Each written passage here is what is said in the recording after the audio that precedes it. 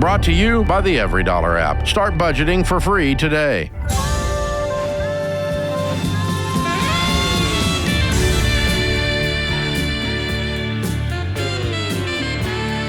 Normal is broke and common sense is weird. So we're here to help you transform your life.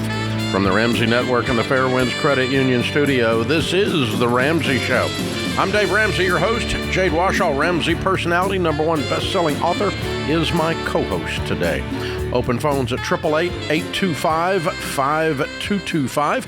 You jump in. We'll talk about your life and your money. Tyler is in Dallas, Texas. Hey, Tyler, what's up?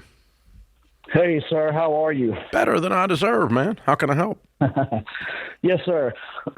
So, I have about $408,000 in debts on an S block. So the interest payment a month is just it's only like $1,600, just pure interest. And so I'm wondering like how I should. I have some cash in a T-bill. And I'm just kind of wondering, like, should I take some of that cash and, like, knock some of it out, or just kind of whittle away at it, you know?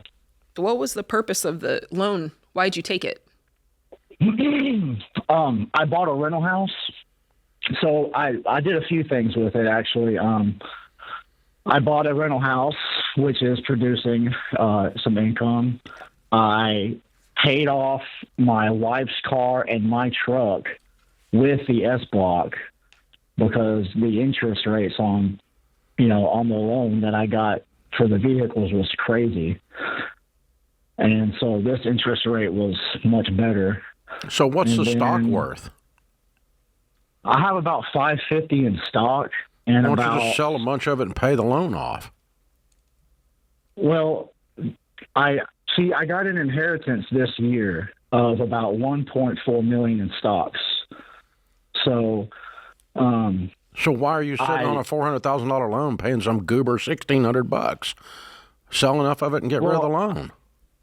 Well, see, I sold a lot of it. I bought my house. I moved. I paid my house off. When I moved, I owned the house that I moved from, so that's a rental house. Mm-hmm. And then I got the S block. I bought another rental house. Yes, sir. So you got two rental houses that are paid for, and a house that you're living in that's paid for, and you got $550,000 in stock, and you got a $400,000 loan. Do I have it right? Yes, sir. And I got a T-bill. I got about $180 in a T-bill. Okay. Well, and sell the T-bill and sell enough stock to pay off the loan. What's wrong with that? Say that again? Why not just sell enough stuff to pay off the loan? Why are you going to keep this? I've already sold a ton of stock already this year. Yeah, but why do you want to keep it? You made that decision when you paid off your car and you used all this money. You already made the decision to give up the stock. You just borrowed against it instead of actually doing the deal. Right. So tell us what you think you ought to do. Since we gave you our opinion, what's your opinion? Well, I want to pay about maybe half of it off, and then get the payment down to where my income can cover. Why do you want to keep the loan? Well, my financial advisor was telling me that he thinks it's dumb to sell stock to pay off the cars because, stocks are appreciating. I think your financial advisor is a moron. Yeah, I've tried to talk to him and say, hey, I want to. I don't need to talk him into anything. He works for me. I got 2 words for him. You're fired. Yeah, what's your income when you take in all the rents and what you earn from your job? What's your income every month and every year? So I have an LLC that owns the rental properties, and that brings in about $8,800 a month, and then I pay myself about $5,000 a month. And that's all because I don't have any personal debt. I paid off all my debts that I owed when I got this money. Yeah. Okay. How old are you? 40. And what's your career? Right now, I'm really just living off the rental income because it's a lot, and It's it all right. covers my bills. Okay. You know. Well, the bottom line is this, boss. I would not have done anything that you have done. And so if I did wake up in your shoes today, I would fire my financial advisor and get someone that has a brain and doesn't tell you to borrow money to pay off a debt. That's not paying off a debt. It's moving the debt. You moved the debt. And this idiot called that sophisticated. It's not sophisticated. You just moved it. That's all you did. You moved your car debt over onto your stock in an S block. That's all you did. So what I'd do is sell the T-bills, and I'd sell enough of the stock to pay off the debt, and I'd fire my financial advisor and be 100% debt-free. No interest to anyone. And that's what I would do. I don't think you're going to do that, though.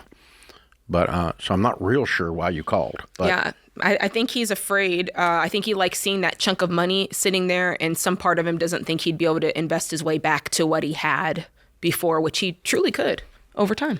Well, and, you're 40, get a job. Yeah, that's what I'm saying. If you get a job, you can do it. Go earn $150,000 a year and chunk some money away and make a bigger pile of money than the one you inherited.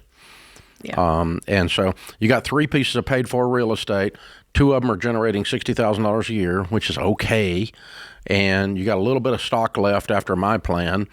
And so that money can stay invested in good growth stock mutual funds. And I'm going to liquidate the individual stocks. I'm not letting the stupid financial planner play with them. And I'm going to put them in basic growth stock mutual funds and let it double about every 7 years. And it will if you freaking leave it alone. And then just let that ride and then go make a living for yourself. And, you do not have enough net worth to retire at 40. You didn't get that much money. And I don't think you're going to do any of this. So I agree. Yeah, it's crazy. So, all right. So here's the thing. Your financial advisor, your lawyer, your CPA, your doctor, your whatever professional works for you. They don't tell you what to do. You're a grown-up, boys and girls. And so I've occasionally had attorneys that got confused and thought they were going to tell me what to do, and they got fired. And so my financial advisor tells me what to do, tells me you have a wrong relationship with your financial advisor. Your real estate agent tells you what you're going to do. No, it's my freaking money. I tell you what to do. I ask you for advice and to teach me something I didn't know, present to me ideas I hadn't thought of, for me to consider what I'm going to do with my money. And this is how you approach dealing with a financial advisor. When your financial advisor tells you what to do, all of a sudden you start worrying about their conflict of interest. Like, he doesn't want you to sell his stock because he wants to get paid to manage it. Yeah. Hello. Instead of you paying off your stupid car payment.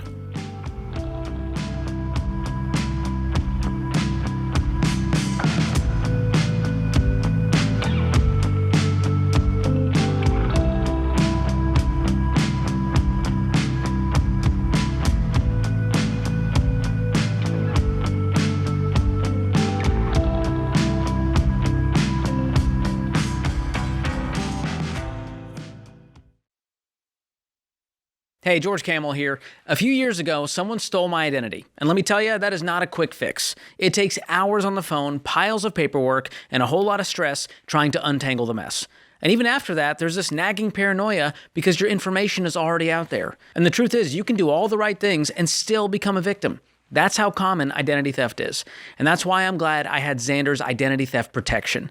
When my identity was stolen, their team stepped in right away. They were monitoring my information and caught the issue, and their US-based recovery specialists helped handle the calls, the paperwork, the cleanup, so I didn't have to do it all on my own. Xander also includes up to $2 million in stolen funds and expense reimbursement, and with the family plan, your kids are covered for free. You work too hard to let identity theft steal your time, your money, and your peace of mind. So go to Xander.com to enroll today or call 800-356-4282.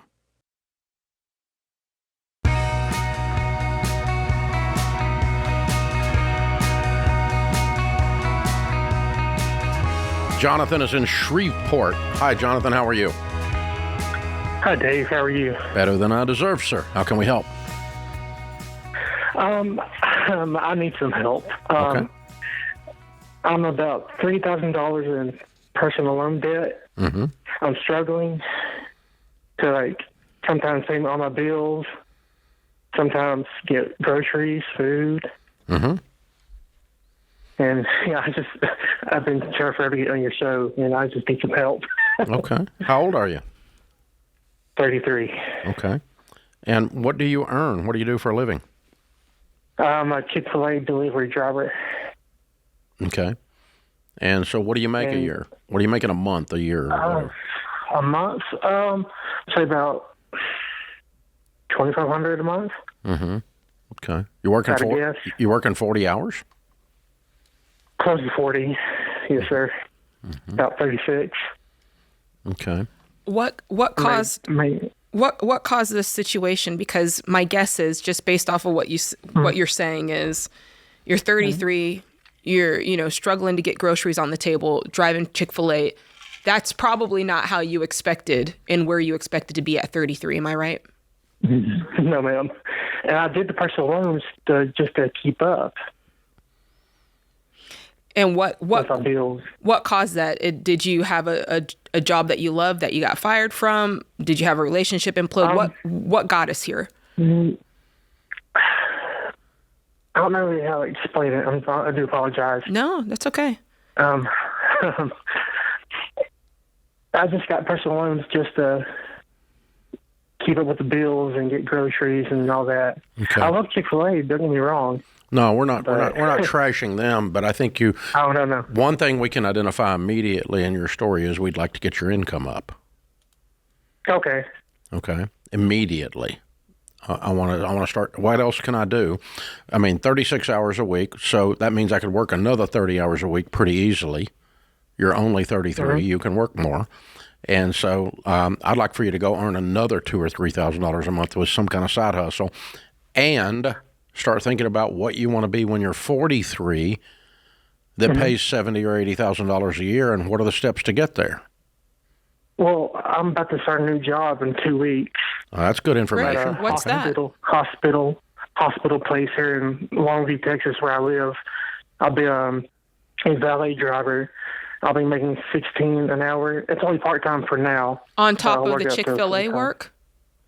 No, ma'am. I'm going to leave Chick-fil-A. Okay, and it pays more? Job. Yes, ma'am. Because of tips? Yeah. Yes. Because just an hour, I can't see how it's going to be more. But I'm guessing tips. I was making $16 an hour. I'm making $11 at Chick-fil-A. Got you. Okay. Okay, good. Okay, and you're going to be doing that for how many hours a week? The new gig. I don't know my new schedule right now. The only way this is a better... I know that. Stop. You took a job at $16 an hour. It's not a raise unless you're working at least 36 hours, and you don't know if you're going to get 36 hours? They said I'll be working from 12 in the afternoon to 8 p.m. at night. Okay. If you do that, how many days a week?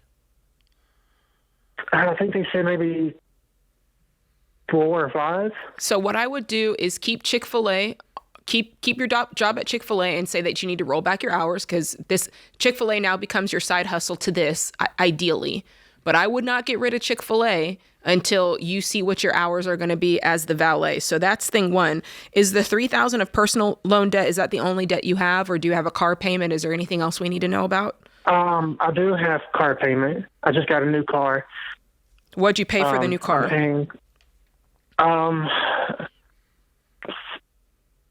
My monthly bill is what'd you pay? Tell me the whole amount that you paid for the new car.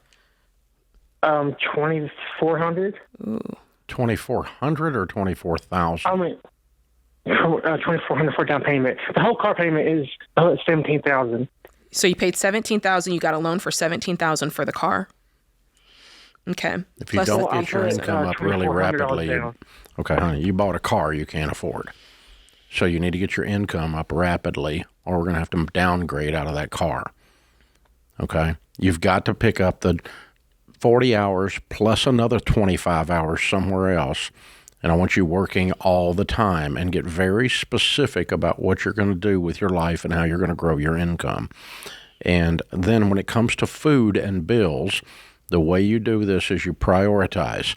The first thing you buy with your money when you get money is food. Period. You have to eat before you do anything else.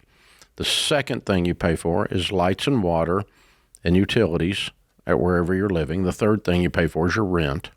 So food and shelter and transportation. And you need to get rid of this car. You've got a car you can't afford. And also, that's why you're pinched. But the bigger thing here is I think you need a vision for your future. I think that you've just been kind of rolling along. And I tried to get to it earlier to ask you how did we end up here? But I don't think you know. You need to spend some time thinking about what got you here. And I think it was just lack of a plan, lack of a vision for yourself. So you need to create that, because you're going to look up here in 5 years and you could very well be in the exact same position or worse. I don't want you to be a 43-year-old. You're 33. I don't want you to be a 43-year-old valet. I want you to do something else with your life, honey. So what are you going to do? And you need to be thinking about that. That pays a lot more, because this is not going to bode well into your future. Eventually, something's going to happen with your health, or you're going to stub your toe, or something's going to come along. And, you've got to be growing yourself and growing what you're going to be. That's where I would head. Proactive. Dwayne is with us in Dallas. Hi, Dwayne. How are you? I'm doing good. How are you and Jade doing? Better than we deserve. What's up? There you go. Well, I've got possibly one of the silliest car questions you've ever had. Number one, I doubt it, but we'll give it a shot. Okay. Well, I've got 3 vehicles, okay? They're all paid for. I'm just like Dr. John. I have an allergy to payments. I don't have them. The only thing I do have left is a house that's got $34,600 left on it, so that's all I've got. All right, enough of that. What I'm calling you about is I have an infatuation with a really silly car. Okay, it's very cheap. It's very easy. It's as simple as I am. I want to keep putting money into it, and if it dies, I want to keep putting money into it because I don't want to buy a new car. Is it a classic car, or is it just... No. It's a car that nobody even wants. Well, why do you want it? It's a Toyota Corolla. I know. Why do you want it? If it's a piece of crap, why are you so proud of it? No. It's not a piece of crap. That's what I'm saying. I will buy these Toyota Corollas. Most people think they're a piece of crap. Wait a minute. How many... Are you single? Yes. Yes, I am. Why do you have 3 cars? Well, one's a farm truck, F-150. And then one's a C5 Corvette that I drive once a month. Mm-hmm. Something like that. Do you fix the cars? Are you just buying the part and you do the labor? Is that what it is? Or you're taking it somewhere to be fixed? The Corolla, I drive 2 hours to work. I drive a truck. No. I'm asking, do you do the work on the cars?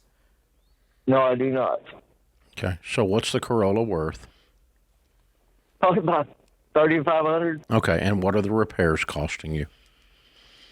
$55 an hour, plus the parts. That's not an answer. What are the repairs costing you in total, honey, compared to the $3,500 car? I haven't had to do anything but change tires. Okay. Then you don't have a repair problem. You don't really have a question. It's not a silly question. You don't even have one.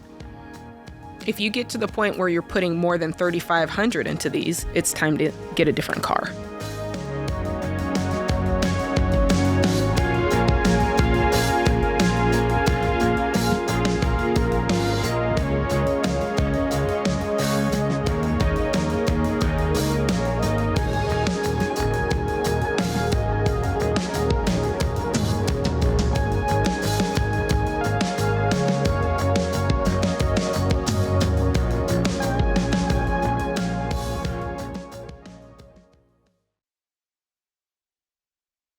I'm all about practical ways to save time and mental energy, especially during the summer when life gets busy. Between vacations, camps, deliveries, travel plans, online shopping, and trying to keep everyone organized, my mental load can get pretty full. That's one of the reasons why I love Delete Me. Most people don't realize how many data broker sites have their information online, like old addresses, phone numbers, and even family connections. And that can put you at risk of being a target for spammers and scammers. But removing all of it yourself can turn into a giant project. That's why Delete Me is amazing, because Delete Me handles it for you. Their privacy team of experts removes your personal information from hundreds of data broker sites, and they keep monitoring it throughout the year. So far, Delete Me has saved me about 90 hours I would have spent myself removing my information. And honestly, it feels so good knowing that someone is in the background helping me, and I don't even have to think about it. So this summer, give yourself a vacation with one less thing to manage. Get 20% off annual plans at joindeleteme.com/Ramsey. That's joindeleteme.com/Ramsey.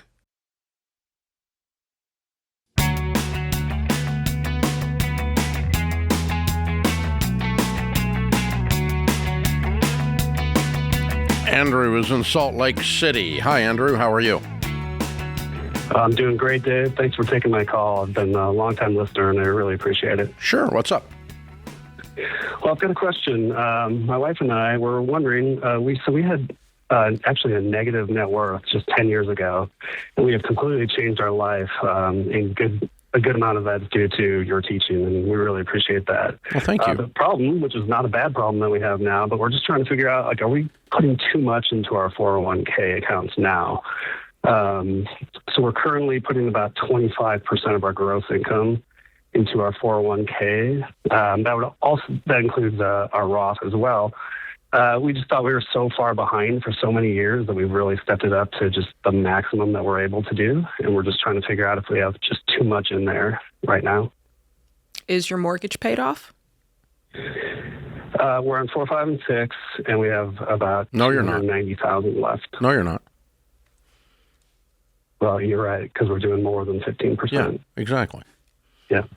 And the reason we don't do more than 15% is we put the difference on 6, pay off the house early. Okay. How old are you? Paying off the house early is as important to building your net worth as pouring money into your 401k. Both of them are important. That's why we have 15% in baby step 4. 5 is kids' college, and 6 is pay off the house early. How old are you? We are 44 and 45. Okay. How much is in your nest egg so far? Just shy of $1 million. Oh, shut up. How much do you think you need? We don't know. We were so Way scared. to go, man. Way to go. Stinking millionaire at 44. Look at you. And then you're saving like you're scared to death that you're broke. Uh-huh. That's funny. Well, we both came from. I know where you came from. I'm talking about where you are. Yes, I appreciate that. Way to go. You need to actually look at these numbers and let them settle in on your heart as well as your brain. Yeah, because you're just speeding past it like it's no big deal. You were so desperate to never be back there again that you went all the way over to the other side now. Way to go, man. That's very true. Yeah. Well, stop. You need to back down to 15%, and you need to get your stinking house paid off. What do you owe on your house? We have about $290,000. Perfect. And what's your household income? It's about $320,000. Okay. So here's, good Lord, you're doing very so good, man. Way to go. Oh, man. All right. So it's so much easier to just take a horse that runs this fast and direct it in the right direction than it is to beat one and get it running. You're just incredible, man. Way to go. So, man, you're incredible. So, all right. So just slow down a little bit. Think about it this way, okay? If you start chunking on the house with not the same fervor, you need to lighten up in general and enjoy some of this, but you also need to chunk on the house. Okay. How quick we get the house paid off? Probably 4 years, something like that. Does that sound right? Yeah, we've been paying just starting this year, we've been paying an extra $5,000 a month, and we have about a 48-month plan to get that paid off. Yeah, well, I think I just upped it because I lowered your baby step 4 back down to where it should be. Yeah, if you put $4,000 a month into retirement, how much could you put on the house to go aggressively? How much more could I put on that? Yeah. I mean, you're putting 10%, so you're putting $30,000 too much into retirement right now. I'm gonna throw that over on the house. So you're done in 36 months. Are you actually doing anything fun at all? Well, actually, we just got back from a month-long cross-country road trip with our kids, and that was our first fun. We said fun. Yeah, it was awesome. Yeah. I think you need to take your wife to Rome, man. Yeah, there you go. Wow. She would love that. Yeah, you do. And what are you driving? What kind of car are you driving? I've got a nice paid-off 2021 Ford F-150. What's she driving?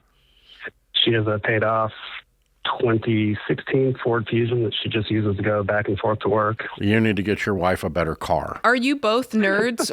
Are you both nerds, or is she a spender? We're both nerds. Yeah. I'm the financial nerd, and she is a great saver. Yeah, I really don't want a millionaire's wife driving a used Ford Fusion. There's just I don't want anybody driving a used Ford Fusion, Dave. but I really don't want a millionaire's wife driving that. And meanwhile, you're driving an F-150, but yeah, which is a great car. But yeah, so anyway, good Lord. Okay, so what would I do in your shoes? This is so fun. You're doing so good. You are. These are minor adjustments, and we can have some fun. All right, number one, I'm going to book a trip to Paris or Rome. Number two, I'm going to upgrade my wife's car. Number three, I'm going to lower your contributions down to 15%, and number four, I'm going to get the house paid off. When the house is paid off, you're going to have so stinking much money. Okay, so you're at the point the house is paid off, you're 48 years old, okay, and your $1 million will have become $2 million by then. Okay, and then by the time you are 55 years old, it will be $5 million, and the house will be worth $1 million. So you're going to be 65 with a $20 million net worth if you do simply what I'm telling you to do. Okay, I can do that. You are kicking butt, and I want you to enjoy some of this money. Well, we are enjoying. No, please don't tell me anybody driving a Ford Fusion has a good life, okay? Just please go buy your wife a car. Seriously. Yeah. Way to go, man. You're so cool. I love talking to him. So let's talk about... Such a nerd. He was a nerd. Both of them are nerds. Let's talk about this because it's important. And I feel like if we don't, it can give the Ramsey plan a bad name, which is learning how to spend. So the first 3 baby steps are very intense, right? You're getting $1,000 saved. You're paying off your consumer debt. You're stacking up 3 to 6 months of expenses. And that is gazelle intensity. And you drive a Ford Fusion then. You drive a Ford Fusion. And everything inside of you is telling you, don't spend extra. Don't spend more. Hold your money, right?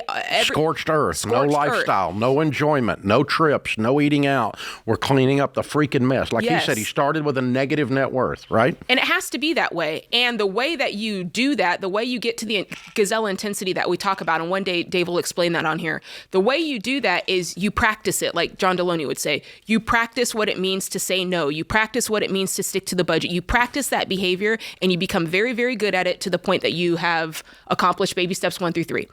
Then there's a shift that occurs when you get to 4, 5, and 6, where you can pull your pedal, you pull your foot off the gas a little bit. You can start to enjoy life. And I want to point out that also, you have to practice that behavior.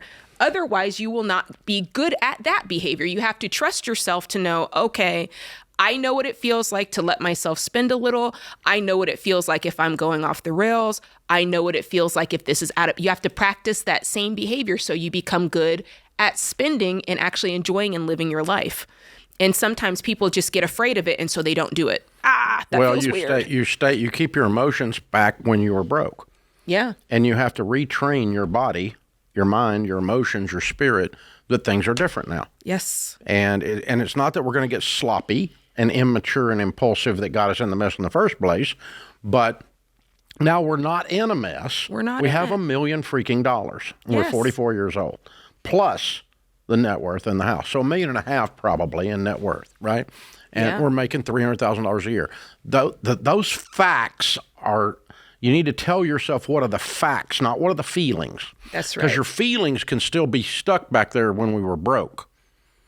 You know, well, I remember. Yeah, I know. I don't care what you remember. I remember being broke, too. I remember on my third date with my wife, I had a 280,000-mile Monte Carlo on the third engine and fourth transmission. I changed them because I'm a redneck. I turned the wrench. And I was taking my wife out on the third date, explaining to her somehow, I had $1.12 in my checking account, how someday I'm going to be a millionaire. We crossed a railroad track and the muffler fell off my car. I remember that conversation because it was so ironic. And I rolled up under it, put the muffler back on. We went on the date. But the, and then it came true. I was a millionaire by the time I was 24. And I was so stupid I had to do it 2 times because I lost everything. Got the opportunity to start over. So this is the feelings. Don't get stuck in the feelings. What are your facts? Live in the facts.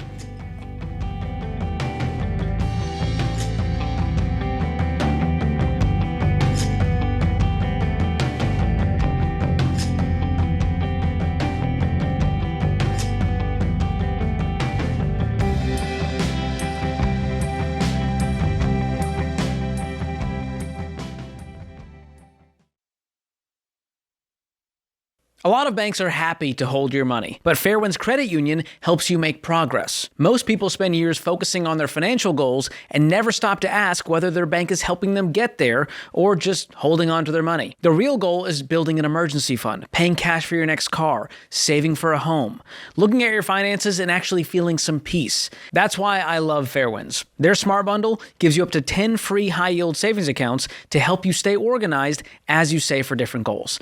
Plus, early direct deposit and no monthly fees. And you get support from real people who want to help you win with money. You can even get the Ramsey Debt is Normal Be Weird debit card, which is linked to your free Fairwinds Spend Smart checking account to tell the world you think differently about money. So look, if you're working the baby steps, your bank should be helping you move toward financial freedom, not just park your cash. Go to fairwinds.org/Ramsey to open your Smart Bundle and start making progress today. That's fairwinds.org/Ramsey. Insured by the NCUA.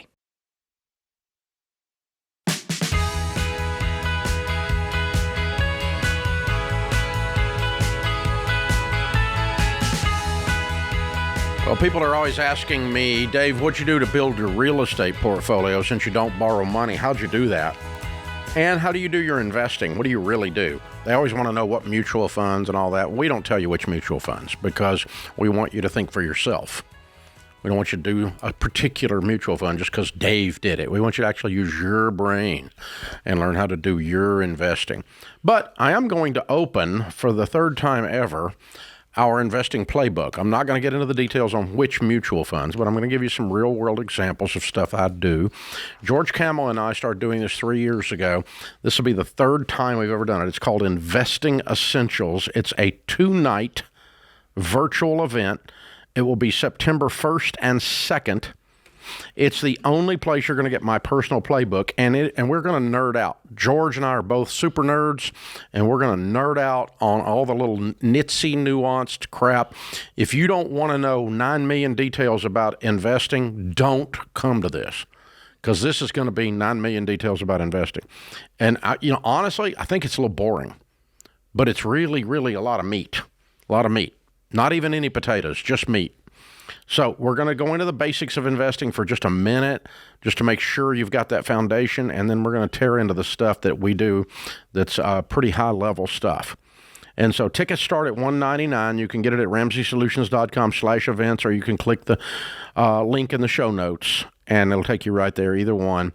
September 1st and 2nd. September 1st and 2nd, 2-night virtual event, Investing Essentials. Daniel's in Fort Smith, Arkansas. Hey, Daniel, what's up? Hey, how's it going? Better than I deserve. How can I help? Well, so I got presented an opportunity within the last 2 weeks. Just to start off with, I work in construction and build relationships here and there and do what I can for my customers.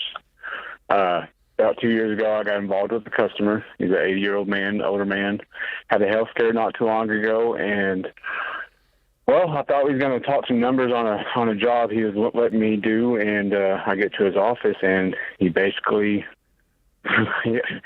he told me he's going to give me a commercial property. He's going to deed it over to me completely for free, and it's a big commercial property, and it's a life-changing event for me.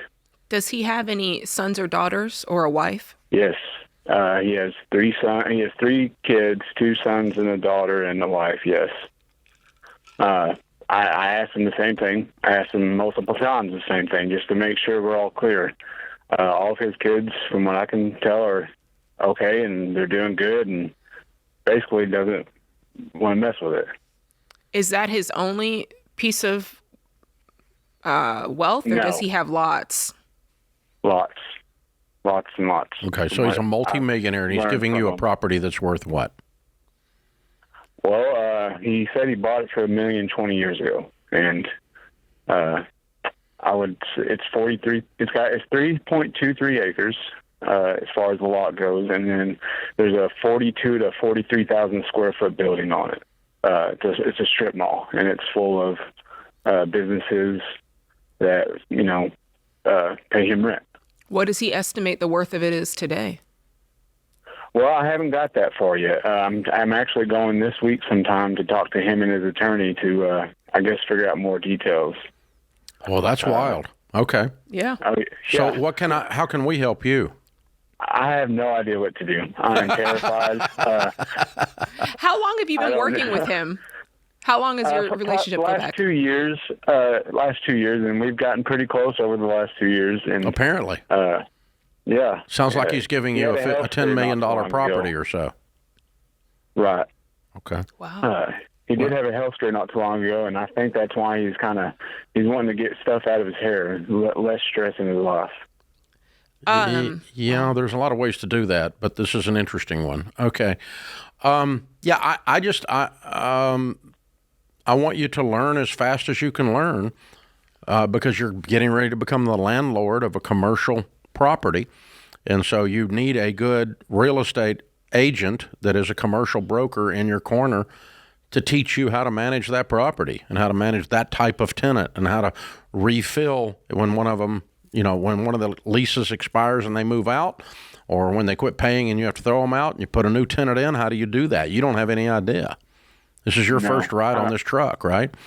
So you're getting ready to be a big-time commercial landlord, and you're going to have some people in your corner to teach you how to do it. Not do it for you, but do it with you. And so you want somebody that's got in the commercial world. There's a designation in the commercial real estate world called the CCIM, and that's a real estate agent who has studied how to value and how to manage commercial real estate. And it's like getting your CPA, but in commercial real estate. Does that make sense? So if you find somebody, I have a lady that works for me that has a CCIM, and she works for me and manages our real estate. We've got a bunch of commercial real estate, and I've got a degree in real estate, which is the equivalent of that too. So, but you've got to learn the nuances of stuff like the CAM, common area maintenance fees is what that's called, the CAM. You've got to learn the per square foot, who's paying what, are these triple net leases, and there's some things to learn here, and you're going to be taking a crash course on it, and ask him if he has a recommendation for someone to mentor you on handling all of this. Does he want to do it while he has his health? Definitely. Yeah, he said I could come to him for any help he needs. And I do have some help in my corner, too, with some other friends of mine. One other little detail I forgot to mention, I guess it's a big detail. There's one of the tenants had a business there, and it burned down. And so that would be my responsibility. And one of my biggest concerns right now is, like, I don't have a lot of money to my name. I don't necessarily make a lot of money. And my concern is getting a loan to fix this place. Am I going to be able to afford it with the income that the strip mall is bringing, or am I going to have to dip into my own finances? Is it part of the strip mall that caught on fire? Yes, but it's the only business that is out of business right now due to the fire. Everyone else is still up and running. So it didn't burn the structure. It just gutted the interior. A little bit structural damage inside that part of the area, but not unsafe for everyone else to be concerned. And I take it the property has no debt. Yes, correct. Then it ought to be cash flowing like a bandit. You ought to be able to stack the cash out of the rents fast enough to do these repairs. You don't take anything out of it. You just use all the cash to pour back into the property. Okay, that's kind of loud because I didn't know if I needed to go to a bank. I wouldn't. Or if I needed to go I would see if I would a... cash flow the repairs. Okay. I don't know. I mean, if this thing's, it should be generating. You should be generating some pretty serious money per month. And it sounds like you'll find out that information when you have that first meeting. Yeah. I have a good idea right now, and it's around $6,000 a month. That's not That's right. it? That's not right. That's from what I understand. How many businesses are in there? Has 1, 2, 3, 4, 5, probably 7 or 8, and there's probably 3 or 4 vacant spots within the strip mall. That's wrong. I think he's very, very cheap on a lot of his rent. That's beyond cheap. That should be one tenant. I was going to guess $50,000 a month. Yeah. And you're telling me $6,000 a month.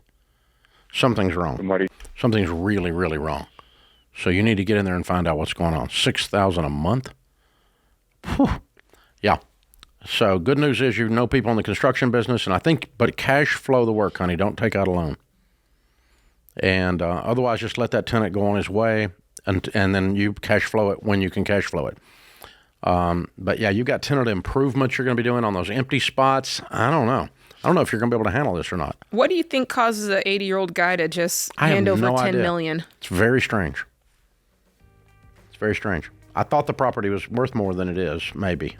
I can't tell what's going on. Yeah, me neither. Once I got that last piece of information, my head went on tilt. Why don't you get more information and call us back? That'd be fun. If you want to.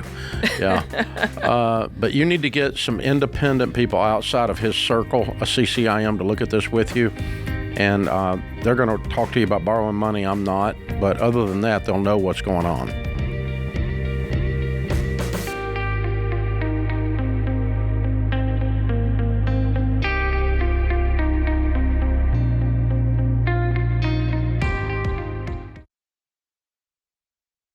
Let me tell you something I see happen way too often. People fall behind on their bills, and they wait. They hope it will work itself out. It won't. That's why I recommend Guardian Litigation Group. Here's the deal. If you've missed payments, collectors are calling, or if you're getting letters threatening legal action, that's not something to ignore. That's the moment to deal with it. Because when you do nothing, it escalates.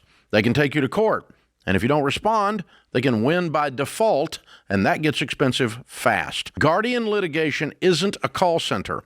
They're an actual law firm. From day one, you're assigned an attorney to represent you. So if things do escalate, you're not scrambling and you're not hit with surprise legal fees. Guardian Litigation only gets paid when the debt is negotiated and you accept the settlement offer. This isn't about shortcuts. It's about dealing with the problem before it gets worse. Go to guardianlit.com/Ramsey today. That's guardianlit.com/Ramsey today. Attorney advertising. Results may vary and no specific outcome is guaranteed.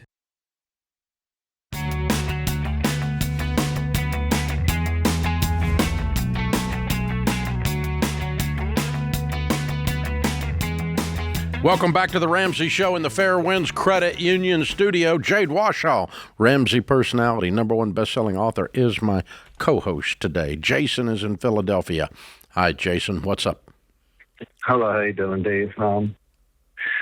Long story short, I'm 38 years old. I'm a heavy equipment operator for a union in New Jersey. And unfortunately, I've made very, not even bad, but horrible financial decisions throughout my life. I am ready to make a complete change because of my financial situation. It has caused me to lose a fiance recently. Whoa. I am a father to a 5-year-old. And I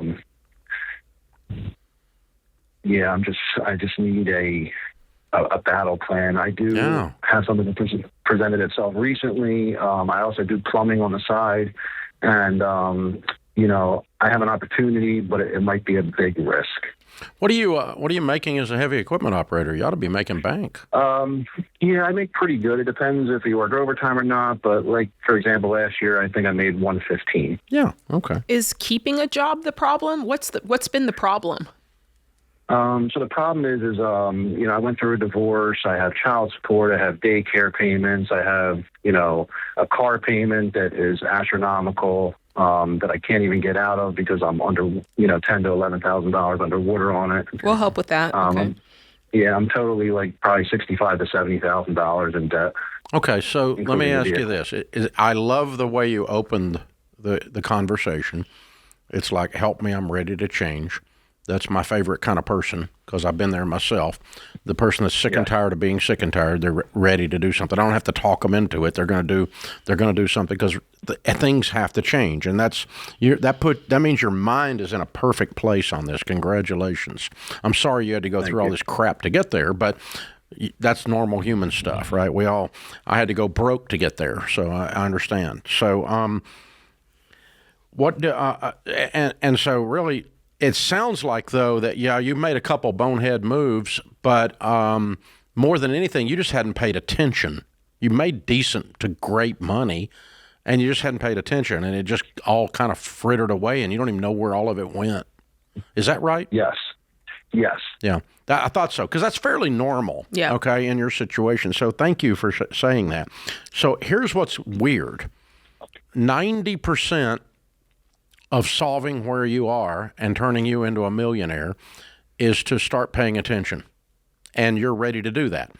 Because here, if you have a game plan, anything that interrupts that game plan is off limits. But when you don't have a game plan, everything that's stupid looks smart. So when you say, I have got to go from where I am to a millionaire status, I need $1 million net worth. I'm 33 or I'm 38. I want to be there by the time I'm 48 or by the time I'm 50. And I think you can do that probably. All right. But you're going to have to actually pay freaking attention to every single financial transaction and make every one of those dollars you work so hard for behave. Okay. Because they've not been behaving. No. Money is a great slave. It is a horrible master. It will do what you tell it to do. And if you tell it to do nothing, it runs wild. And so that's what's been going on. All right, now, so you got a stupid car. Tell me about the car. How much do you owe on it? So I owe about right around $30,000 on it. I pay like $900 a month, not including you the owe insurance. $30, and it's worth. You think it's worth around $20? Yeah, it's a 21 GMC Sierra. Why do you think it's worth $20? I just did looked it up, and I went to dealerships before to see what they would give me, and it was around $20,000 to $21,000. Okay, dealerships give you wholesale. They resell the car and make a profit over that, which means you could put it on Craigslist and probably sell it for $25. Mm-hmm. Correct. I just don't have the excess to. Yeah, well, we're going to figure that out. Who do you owe the $30 to? I guess the TD.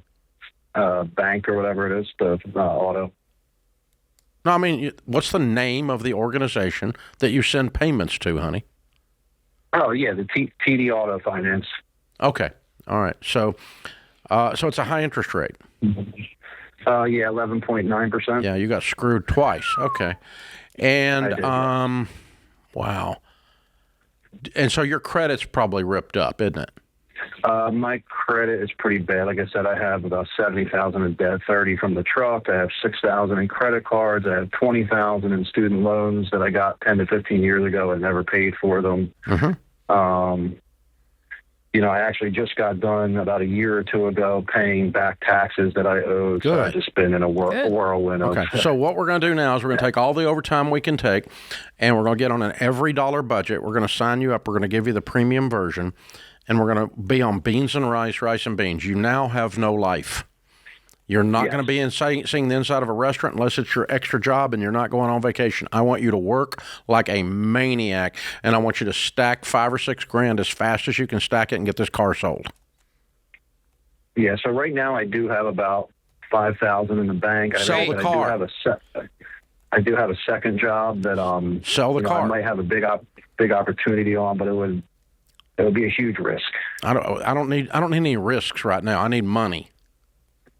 Well, it would be money, and it'd be potential for me to make a lot more money.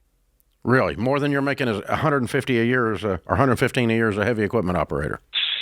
So yeah, it would give me an opportunity to learn more about the plumbing, and then honestly open my own plumbing business. How long does it take for this to unfold?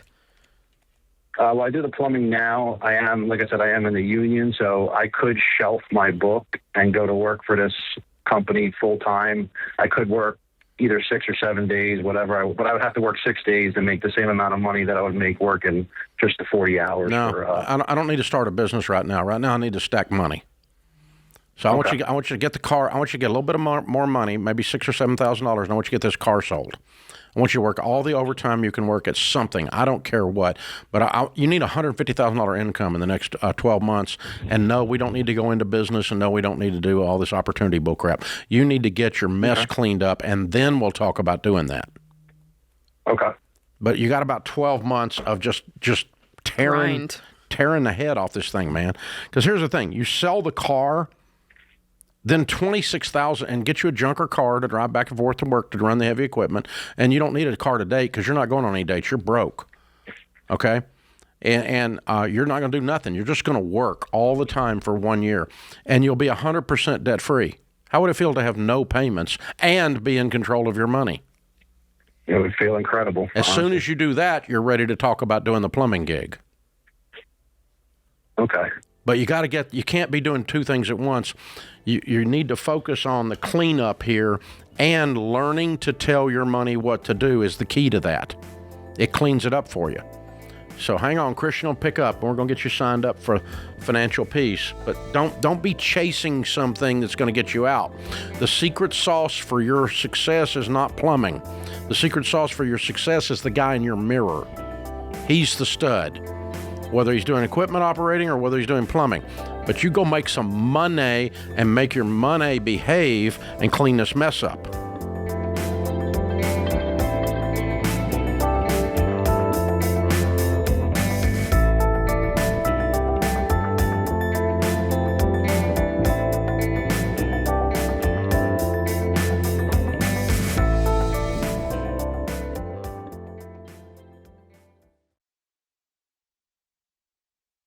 If you're waiting for the perfect interest rate before you buy a home or refinance, that moment may never come. That's why people should talk to Churchill Mortgage, because rates move every day, and when rates drop, buyers flood the market, which means more competition and higher home prices.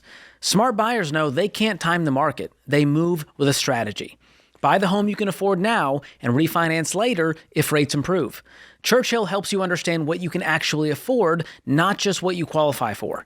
And with their certified homebuyer program, you can get fully underwritten before you shop, so you can make moves faster and make stronger offers.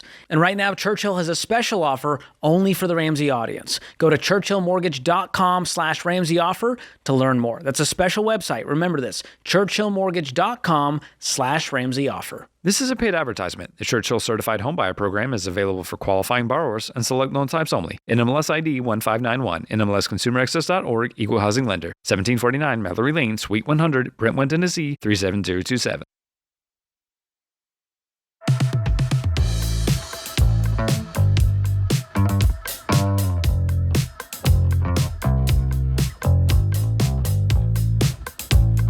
Lisa is in Fort Collins, Colorado. Hi, Lisa. How are you?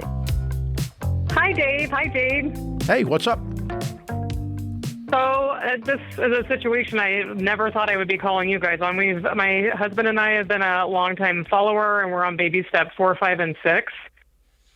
This morning, my husband got a phone call from somebody representing a life insurance policy, and our 3 sons inherited $400,000 this morning. And since if it was our money, my husband and I would have a plan, and we'd be paying off our mortgage, and we kind of know what to do with it, but we're not sure what to do with it when it's given to your children. So they were named the beneficiary on someone's policy that passed away, obviously? Yes. Who? It's a crazy, crazy blessing. It was, my husband and I rented our first home when we were married. We rented from a lady, and we just became friends, but we were kind of friends at arm's length. And she originally said that she wanted to bless our boys with the house that we had rented for 3 years, and that she wanted them to have it. And so we talked to her, and we promised to be good stewards of it, and gave, the boys information for her to be able to do that. But the call that my husband got this morning wasn't about the ownership of that house that we had rented. It was about life insurance cash payouts. Wow. How old are your about boys? $400,000. How old are your boys? They're 10, 7, and 4. Wow. And it's equally split amongst them? Well, there's actually one account that is all 3 of them, and then there's one account that is just 2 of them because the third one wasn't born yet. Wow. Okay. I would just sit down with I would sit down with a SmartVestor Pro, and I would just open some mutual funds in their name. That's simple. Okay. And my husband wanted me to ask about a UTMA account. Yeah, that's it. That's going to be a Uniform Transfer to Minors Act. Only there's no transfer here. It's just she's transferred the money to them. But these are minor accounts, and you're the custodian, meaning you're in charge of the money until they turn 18. And and just invest it in good mutual funds like you would for yourself. And then that's going to set them up beautifully. They're going to have a lot of money, by the time they're in their 20s. And so then the thing that goes with that is the problem that this sets up is that this is their money at 18 years old. Mm-hmm. And so if they're doing drugs, they're going to be well-financed drug users.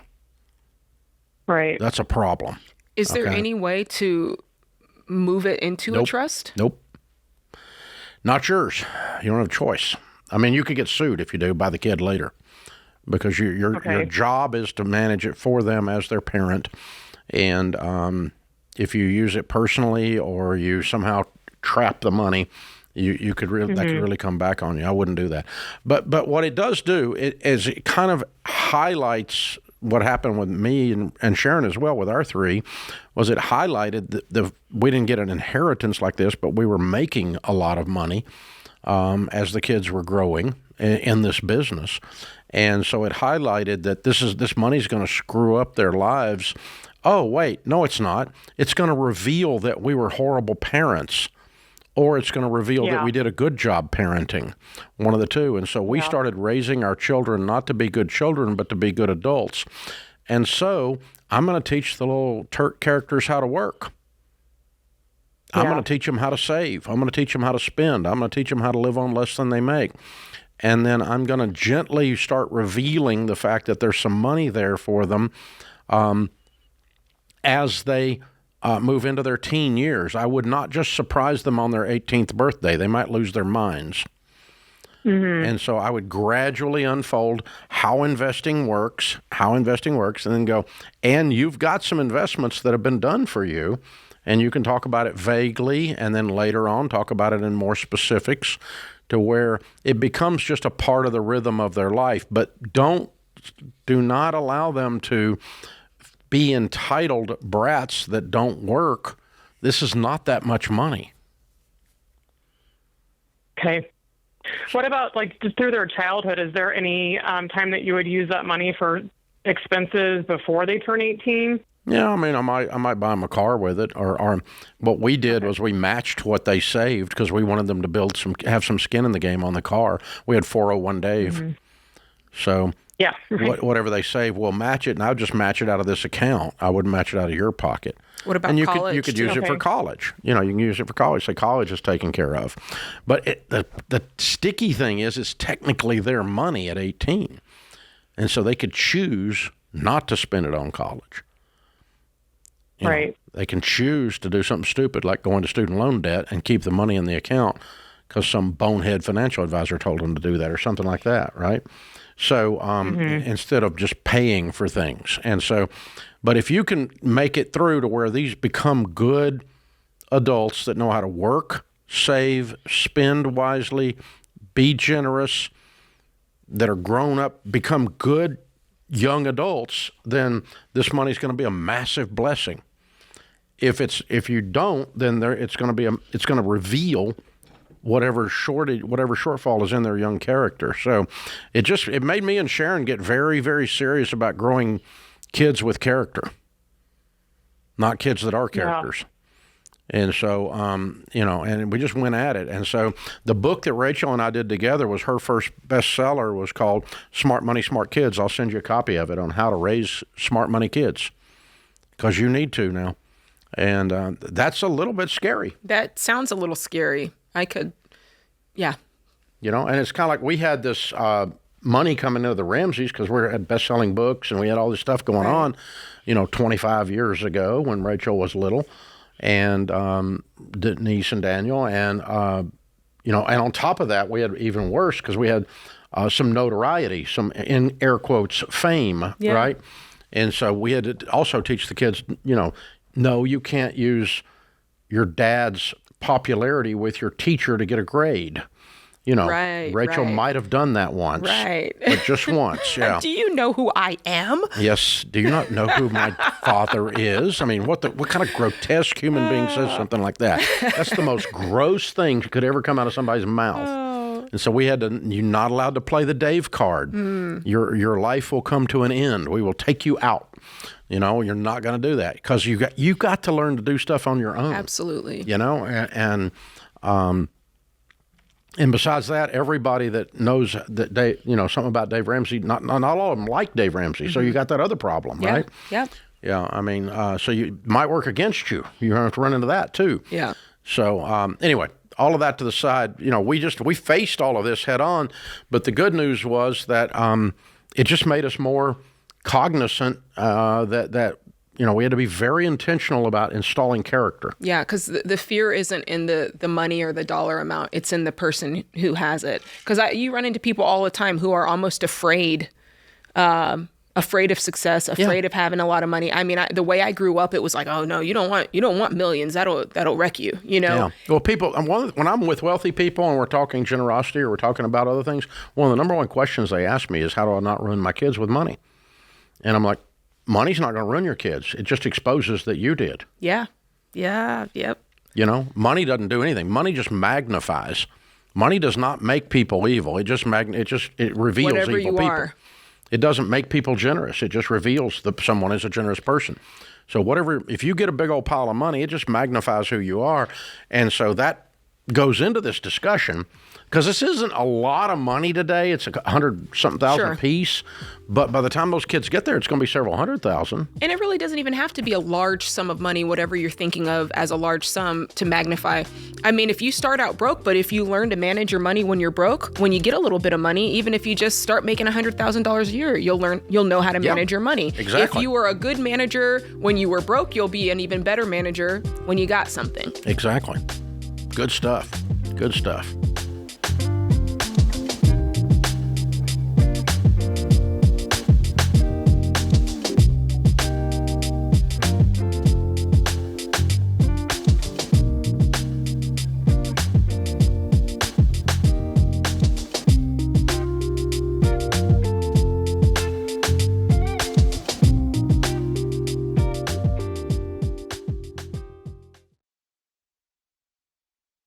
This show is sponsored by BetterHelp. Summer is a time when people get away from it all.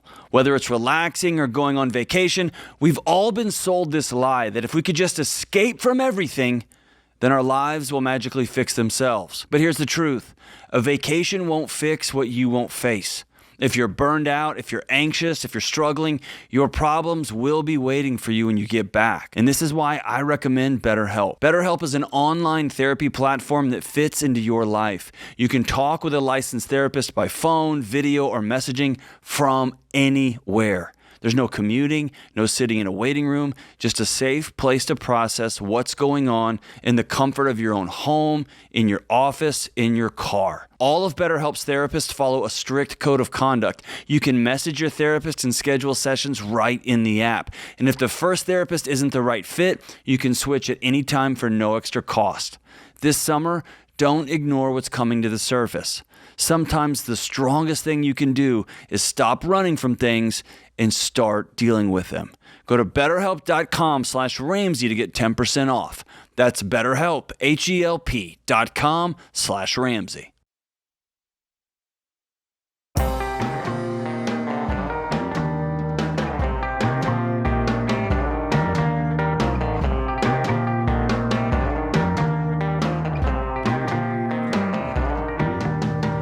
If you want to work the Ramsey plan and you want to work the baby steps and go from debt to millionaire, become a baby steps millionaire, the fastest, most efficient way to do it is following the baby steps with a detailed monthly game plan called a budget. Every dollar does that, and it gives you personalized coaching and a personalized plan to fit your situation, and it's going to help you turn up the heat on this. You can download the Every Dollar Budgeting app and do the whole Ramsey plan for free in the App Store or Google Play. Every dollar. Shelly is in Tampa. Hi, Shelly. How are you? Hi, fine. Thank you so much for the call. I'm super excited to talk to you, both of you. Well, we're honored to talk to you. How can we help? Thank you. Thank you very much. I'll try to get you all the info. So I'm wanting to move, but we bought a house around 2020. We got a great deal on it. So we have about $300,000 left on that mortgage. We have a HELOC plus credit card debt. Basically, we could get it all paid for if we sell our house and list it for about $585 right now, which is where the market is in our neighborhood. And then that would obviously, like I said, clear our HELOC, all of our credit card debt. So the next home we'd be buying would be, we'd go with 20% down. But the problem is my husband's not on board because our mortgage right now is 2.5, and the new mortgage would obviously be higher, like I think 6.5, and he is not on board. But of course, I see it as being debt free, which I feel like I'm going to sleep better at night with. What's your household income? About $145 total. Mm-hmm. And how much credit card debt do you have? I'm giving you ish numbers, but I think about 40-ish thousand. Okay. All right. And how much do you owe on the home equity loan? I think about the same. Okay. And how much do you owe on your car? How much do you owe on your cars? Free and clear. Two cars are paid for. What are they worth? I have no idea. But I would probably hand mine down to my 16-year-old daughter. She's getting ready to get her license, so I'd probably hand it down to her. I've had it for 8 years. If you didn't have $80,000 in debt, would you be talking about selling your house right now? And if so, why? Okay, that is a great question because right now we live in a really young family neighborhood. It's really fun. It's social, which was great when my daughters were younger. But now they're older. I kind of want to pull in my backyard. I kind of want more, I don't know, they're getting older. They can drive to their friend's house, and it's not as important to be in such a young neighborhood. So I do feel like I'm wanting something smaller, like ranch with a basement, and not right now it's a 2-story. So you're wanting to downsize? I would say downsize, but upsize in quality. Yes, like more custom home, but at the same time, it would. We have to do a little bit of work in it, but not a ton. The house I'm particularly looking at, we just need new paint and maybe buff the floor. Okay, so one more time. One more time. Let's be very clear. If you did not have $40,000 or $80,000 in debt, would you be talking about selling this house today? I would say yes. Yes. You would want to sell it anyway. I would. Okay. Let me tell you my other concern, and I'm not saying this is true. It's just a concern I have. Okay. What you're talking about doing with this other house, maybe doing some work on the other house, I would be afraid. I'm not sure you know how you ended up in $80,000 of debt, and I would be concerned that you could sell this house, move to another house, and before you know it, you're taking out another HELOC and doing some projects on some credit cards and doing the like all over again. Why will it be different? Well, I do know how we kind of got in credit card debt about 3 years ago. My husband's in between jobs, and it happened to be right at Christmas time. Both of my girls are involved in travel sports, and it was just you spent $40,000 on Christmas and travel sports. No, you didn't. No. I'm just saying. I feel like it's gone nowhere though because the interest rate is. I feel like we're getting nowhere fast. Here's where I'm going to stop. Bull crap. I'm going to stop you right there because here's what I wanted to hear. And I'm going to tell you the difference. Okay. What I wanted you to say is, Jade, the reason it'll be different is because now we have savings. Now we understand that when things come up, we know how to pay cash for them. We've drawn a line in the sand. We just don't do debt anymore. That's what I was hoping for you to say. But instead you said, well, the reason it happened was and you gave me a long list of excuses. Hear me. I love the idea of paying off debt. I love the idea of getting the house that you want. But based off of what I've heard, and I know this is a short call, I'm not convinced that you wouldn't turn around and do the same behaviors again. Yeah. So if I woke up in your shoes based on that, I agree with her, by the way. If I woke up in her shoes, I would side with your husband and say, let's get on a tight budget. We make $145,000 a year, and let's not blame travel, sports, or anything else. Let's get this debt paid off. And if you pay off the credit cards and cut them up and learn to live on a budget and learn to save money, then we'll talk about selling the house after the credit cards are gone. But right now, you're just moving from one thing to another thing to another thing. And the problem is we know that when people pay off debt in one fell swoop and they don't change their habits, the debt grows back. Yeah. And there's nothing in this conversation that indicates any change in habits. Nothing. Yeah, nothing. Nothing in your verbiage, nothing in your sentence structure, nothing in the words you're using, all of it. It all says you're going to do it again. So I want you guys to prove to yourselves that you're going to live on way less than $145,000 and get these credit cards paid off, and you're going to cut them up and never use a credit card again no matter what happens. And you don't talk to me about travel sports when your husband's laid off from work and financing that with a credit card. That's like dumb. Don't do that. That's a dumb move right there. And that's the type of stuff you learn when you take the time to pay off your debt, is you learn how to say no. Yeah, no way. No possible way we're doing that. So that's the process. Abby is in Atlanta. Hi, Abby. How are you? I'm good. How are you? Better than I deserve. What's up? So me and my husband, we just completed $55,000 of student loan debt. Wow. Yes, we're very thankful for that. And we're expecting baby number 2 in October. He's wanting to go on to baby step number 3. I am wanting to put that money towards a car, a more reliable family car, because we currently have one. Okay.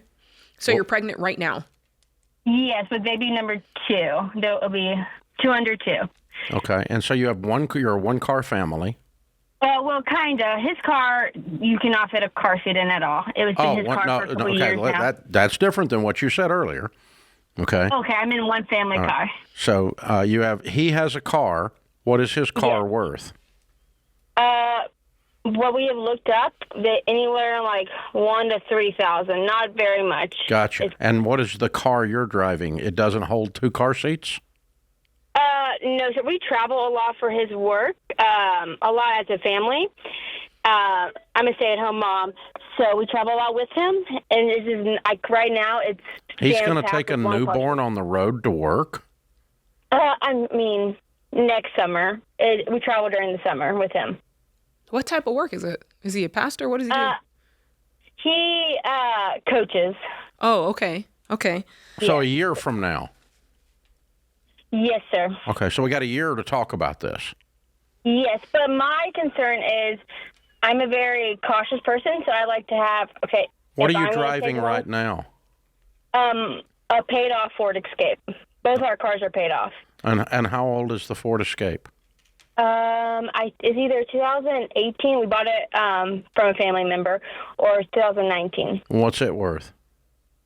Not very, probably like 5. It's very high mileage. Yeah. And you only have $1,000 saved. You haven't started saving towards the 3 to 6 months yet? So we have, we put out the list of what we have. So right now we have roughly saved about like $12,000, okay. 12 to 15,000. Well, set your emergency fund at 3 months worth, and above that, save for a car and move up in car with cash. Yeah, but that's what you would do after baby step 3, but set your emergency fund at 3 months. Yeah, you probably do need to move up in car and pay cash for the move up above your 3 months of emergency fund.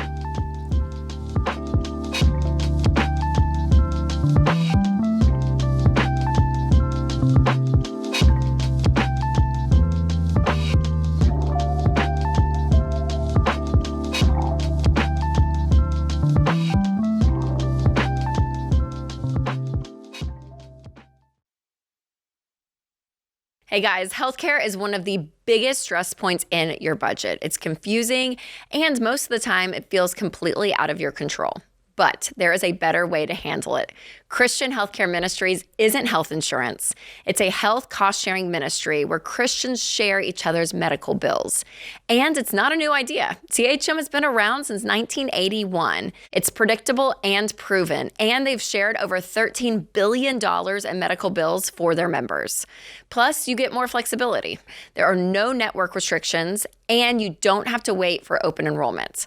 Now, let's talk about how CHM helps your budget, because programs start at just $115 a month, and many families save hundreds of dollars a month compared to traditional options.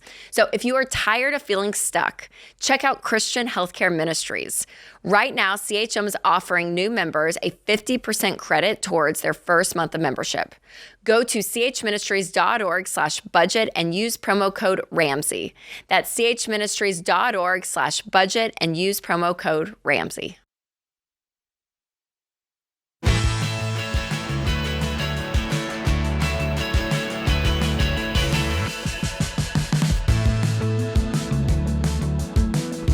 Today's question of the day is brought to you by Why Refi? One financial mistake doesn't have to define the rest of your life. If you've fallen behind and gone into default on your private student loans, Why Refi can help you explore low, fixed-rate refinancing options and affordable payment plans.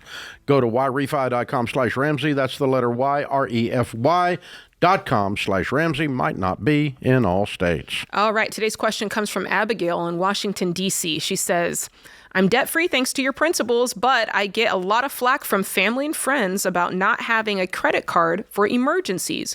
Would you recommend having 2 different debit accounts so that one can serve as an emergency fund? I really don't want to get a credit card, but at the same time, I get nervous about only having one avenue to access my funds. So I hear 2 questions here. The second one I'll say for later. First off, if you have an emergency fund, I would keep that in a separate account. I would put it in a high yield savings account, not just a regular checking account. I'd have a regular checking account for your day-to-day, and then I would have a high yield savings account for your emergency fund. And I'll just go a step further. I like to keep mine at a separate institution. I like an online one. I just like that. I like the degrees of separation. It helps for my personality Well, a lot of people are using Fairwinds Credit Union's bundle right now. There you go. That high yield savings, and you can put a debit card there. Yeah, I like that. It doesn't hurt to have 2 checking accounts with 2 debit cards, even with 2 banks. It doesn't hurt. Or both with 1 bank is fine. Because if you walk up and there's something wrong with your debit card, just like if there's something wrong with your credit card. Let me give you an example. With either card, they will shut them down if something triggers the algorithm and they think there's theft going on. They think there's fraud, like your number's gotten stolen, right? They'll shut either one of them down. And you can get in a pinch if you only have one thing. Yes. So I have a debit card on my personal account and a debit card on my business account in my pocket.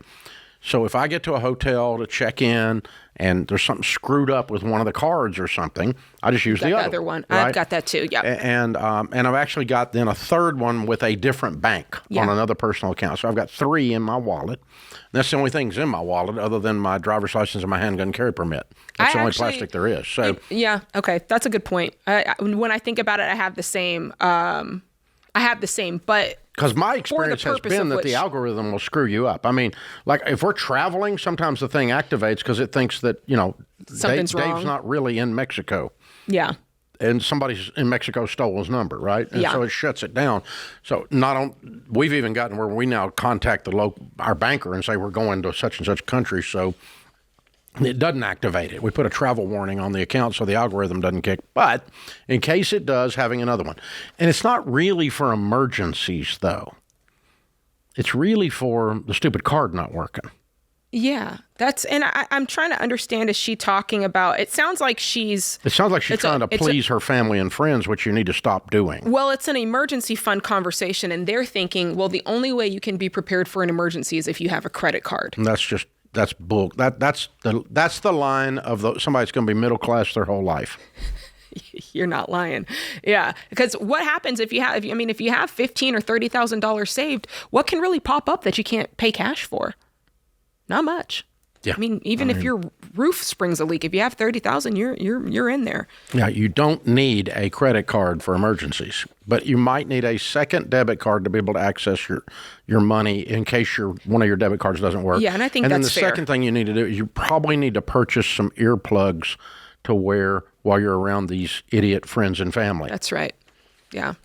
If you listen to broke people for your financial advice, you're going to be broke. I mean, it's like asking fat people about physical fitness. It's just don't do it. I mean, no, thank you. All right, up comes Frank in Baltimore. Hey, Frank, what's up? Hi, Dave. I know there's a very short time for citations, but I love and appreciate what you've been doing for people for all these years. Thank you. And you provided an incredible service to people, and that's so cool. You single-handedly encouraged, inspired me, and showed me the path to buy my first house. Wow, good for you. And for that, I'll be grateful until the day I die. Well, thank you. So I just wanted to make sure I said that. Thank you. And I'm embarrassed. I'm almost embarrassed to ask you this question, but I'm going to be retiring hopefully within 3 to 6 years from the police department. I'll keep my second job, which is port security. But the question is, this house, I have no one to leave it to. I lost my brother recently. I have no other family, no wife, no kids. So somebody said to me the other day, well, what are you doing? Just do a reverse mortgage on your home. Take those funds that you would pay for your house and put that in a high yield savings and let that grow until you retire. And then you'll have that income for your retirement. Yeah, whoever that is telling you that doesn't know what they're talking about. Okay. Because the interest rate on your reverse mortgage is higher than high yield savings account. You'll lose money on this transaction. Oh. It won't work. So what they're talking about, interest rates on reverse mortgages are ridiculously high. The fees are ridiculously high, and the foreclosure rate on homes with reverse mortgages is 5-fold a regular mortgage, 5 times more often. Wow. So no, we never recommend a reverse mortgage. But it sounds like you've got enough money. Don't you have a pile of money? Well, I didn't take savings seriously until I was mid. Well, how much do you have? What's your nest egg? So I have. You're going to be very saddened by this. I have a deferred comp with about 40,000 in it. Mm-hmm. I have a. Are you getting pension from Port Authority? What's your pension? You getting a pension from Port Authority or the police department? Yeah, police department. The pension will be about $1,800 a month.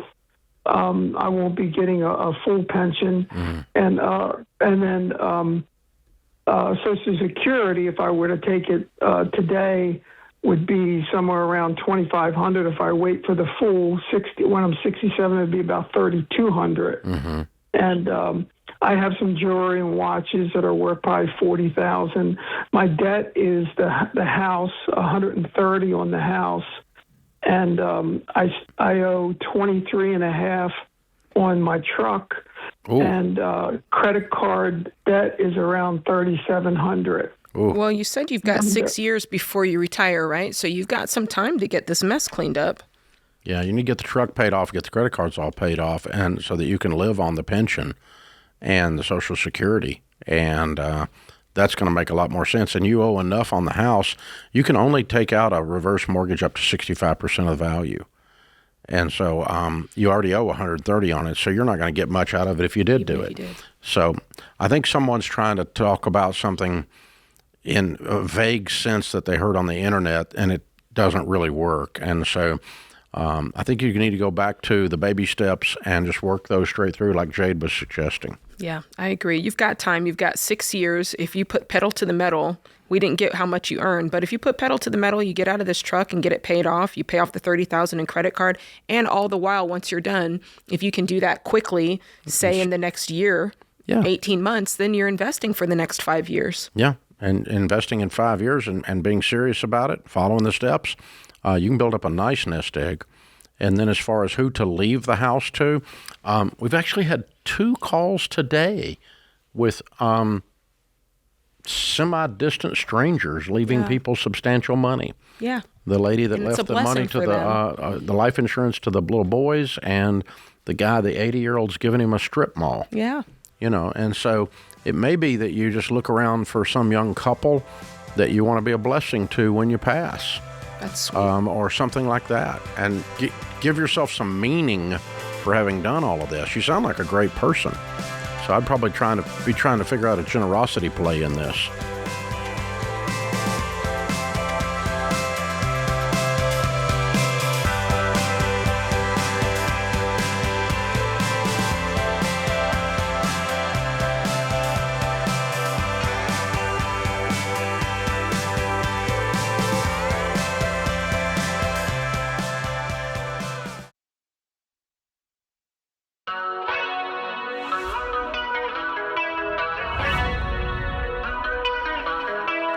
Welcome back to the Ramsey Show in the Fairwinds Credit Union studio. Rachel is in Cleveland, Ohio.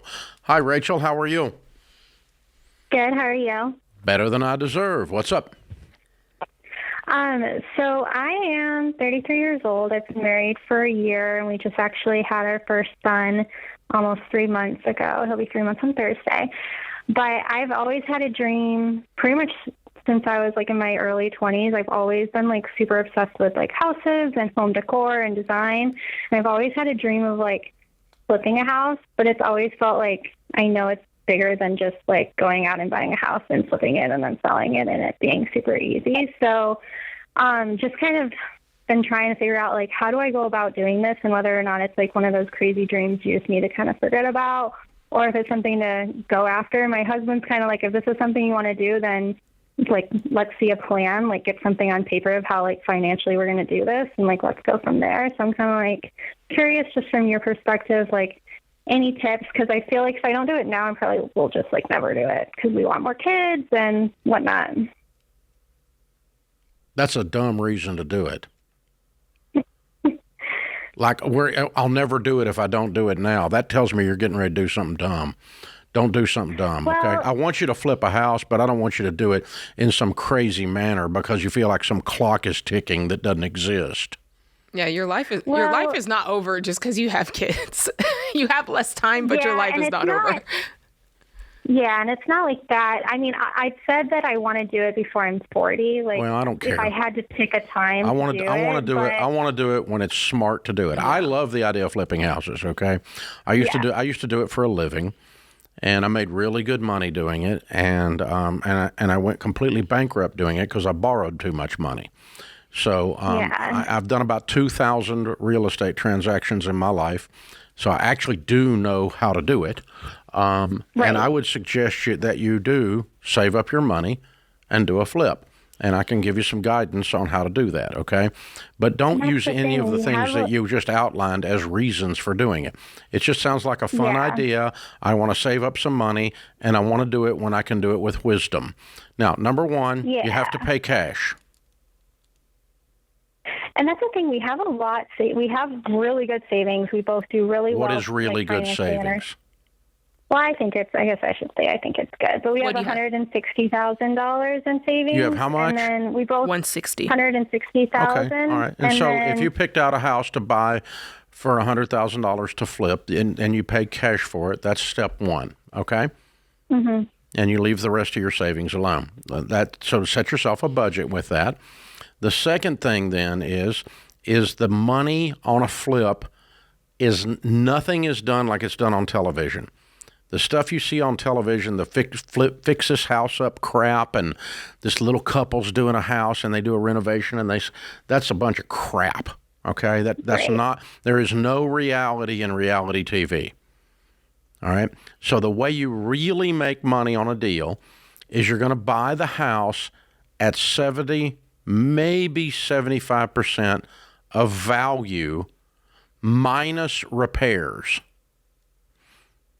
If you don't, you're going to lose money on it. Yeah. Because when you put a house for sale at 100% of value, someone will make you an offer at 95% of value that you're going to want to take, and you're going to pay a real estate commission, you're going to pay some closing costs, and you're going to walk out of there with about 88% of fair market value at the closing. And if you have 86% of value in it, you didn't make any money on the flip. So you need to be down in the 70s, probably around 70% minus repairs. So let's just use a $100,000 house as an example. That's hard to find, but makes the math easy. I know. So that means if you bought a $100,000 house in value, you're going to buy it for $70,000. If it needs $10,000 in repairs, you're going to buy it for $60,000. Or you're not going to buy it. I know. That almost seems like... So welcome to reality. I know. We bought our first house last year, and so we actually have been able to save up this $160,000 a year because we did use like a big chunk of our savings at that time to buy our house. If you want to do a flip as a romance move, I can't help you. If you want to do a flip as a business, I just gave you the formula. What about the work? Are you thinking that you're doing the work, or are you thinking about hiring someone to do the work? See, I would want to hire someone, and I'm actually meeting with a gal who, she actually flipped our house. So our house was a flip, a remodel. And so I'm meeting with her tomorrow to kind of also pick her brain because, it's almost like it feels like we would need more like money too, because especially like you said, like finding a house with $100,000 is very. I think you buy a nice little $150,000 house, and you buy it for $100,000. And you put $100,000 cash, and you do a little bit of work to it, and you flip it, and you make 10 or 15, 20 grand on it, and that means you did a good deal. Like you make it sound so easy, and I think what I get so nervous, and my husband is like, that's like our savings for like our kids, and like good. I want you to be nervous. Nervous is good. That's a lot of money. The first time you drive a $10,000 car, it's good to be nervous if you don't know how to drive a car because you'll wreck it otherwise. It's good. I know, and that's why I haven't done it forever. It's always felt scary. The hardest part of the whole thing, Rachel, is buying the deal. Yeah. You're going to look at 50 to 100 deals before you actually buy one. Okay. You're going to get sick of looking at houses. But if you pay too much, you're going to take your money and turn it into less money, not more money. Yeah, I think I need to also make sure I'm looking at like you were saying, like the cost of what I should be looking at. I stalk realtor.com for fun every day, but I definitely don't look at $150,000 houses. So I think I need to. It's all you got. You don't have that much money. Mm-hmm. I know. And probably need to be looking at them in person, no? Yeah. Yeah, you can stalk them, and then you go look. And then if you see one that's a possibility, you go look at it in person. And what you want to buy is not something that has structural damage or some kind of historic rehab. You want something that needs just carpet and paint. Right. You need some new bushes. Contractors, so you don't get screwed. It's just The less work you do, the higher the probability you're going to make money. So what you're saying, but to Dave, your point, it's like taking the first step. Yeah, you got to go find a deal. And because I want to help her out, because the money is not made on making tons and tons of changes to the house. The money is made on buying it at a deal. And then the rest of it. All money in real estate is made at the buy. Yeah. So she's not making structural changes. She's not gutting stuff. She's doing the bare minimum to get in and get out. Anybody that does any kind of thing on a television show, whatever they did, do the opposite. Yes. Because that's bullcrap.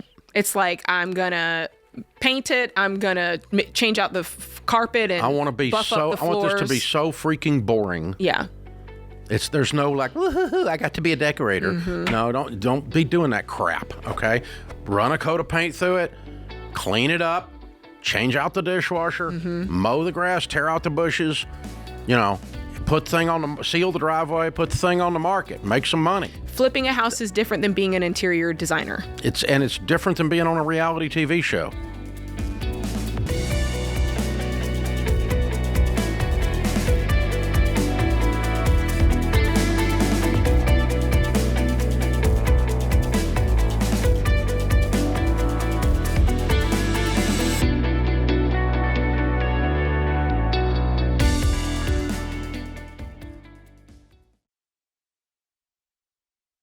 All right, let's cut to the chase. It's easy to get discouraged about crazy house prices and interest rates. But when you have the right real estate agent to help you buy and sell the right way, you'll have confidence to make smart decisions. Ramsey trusted agents aren't just experts who guide you through buying or selling. They're people you can trust to have your back from the first call to closing day. Find a Ramsey trusted agent near you at RamseySolutions.com/agent. That's RamseySolutions.com/agent.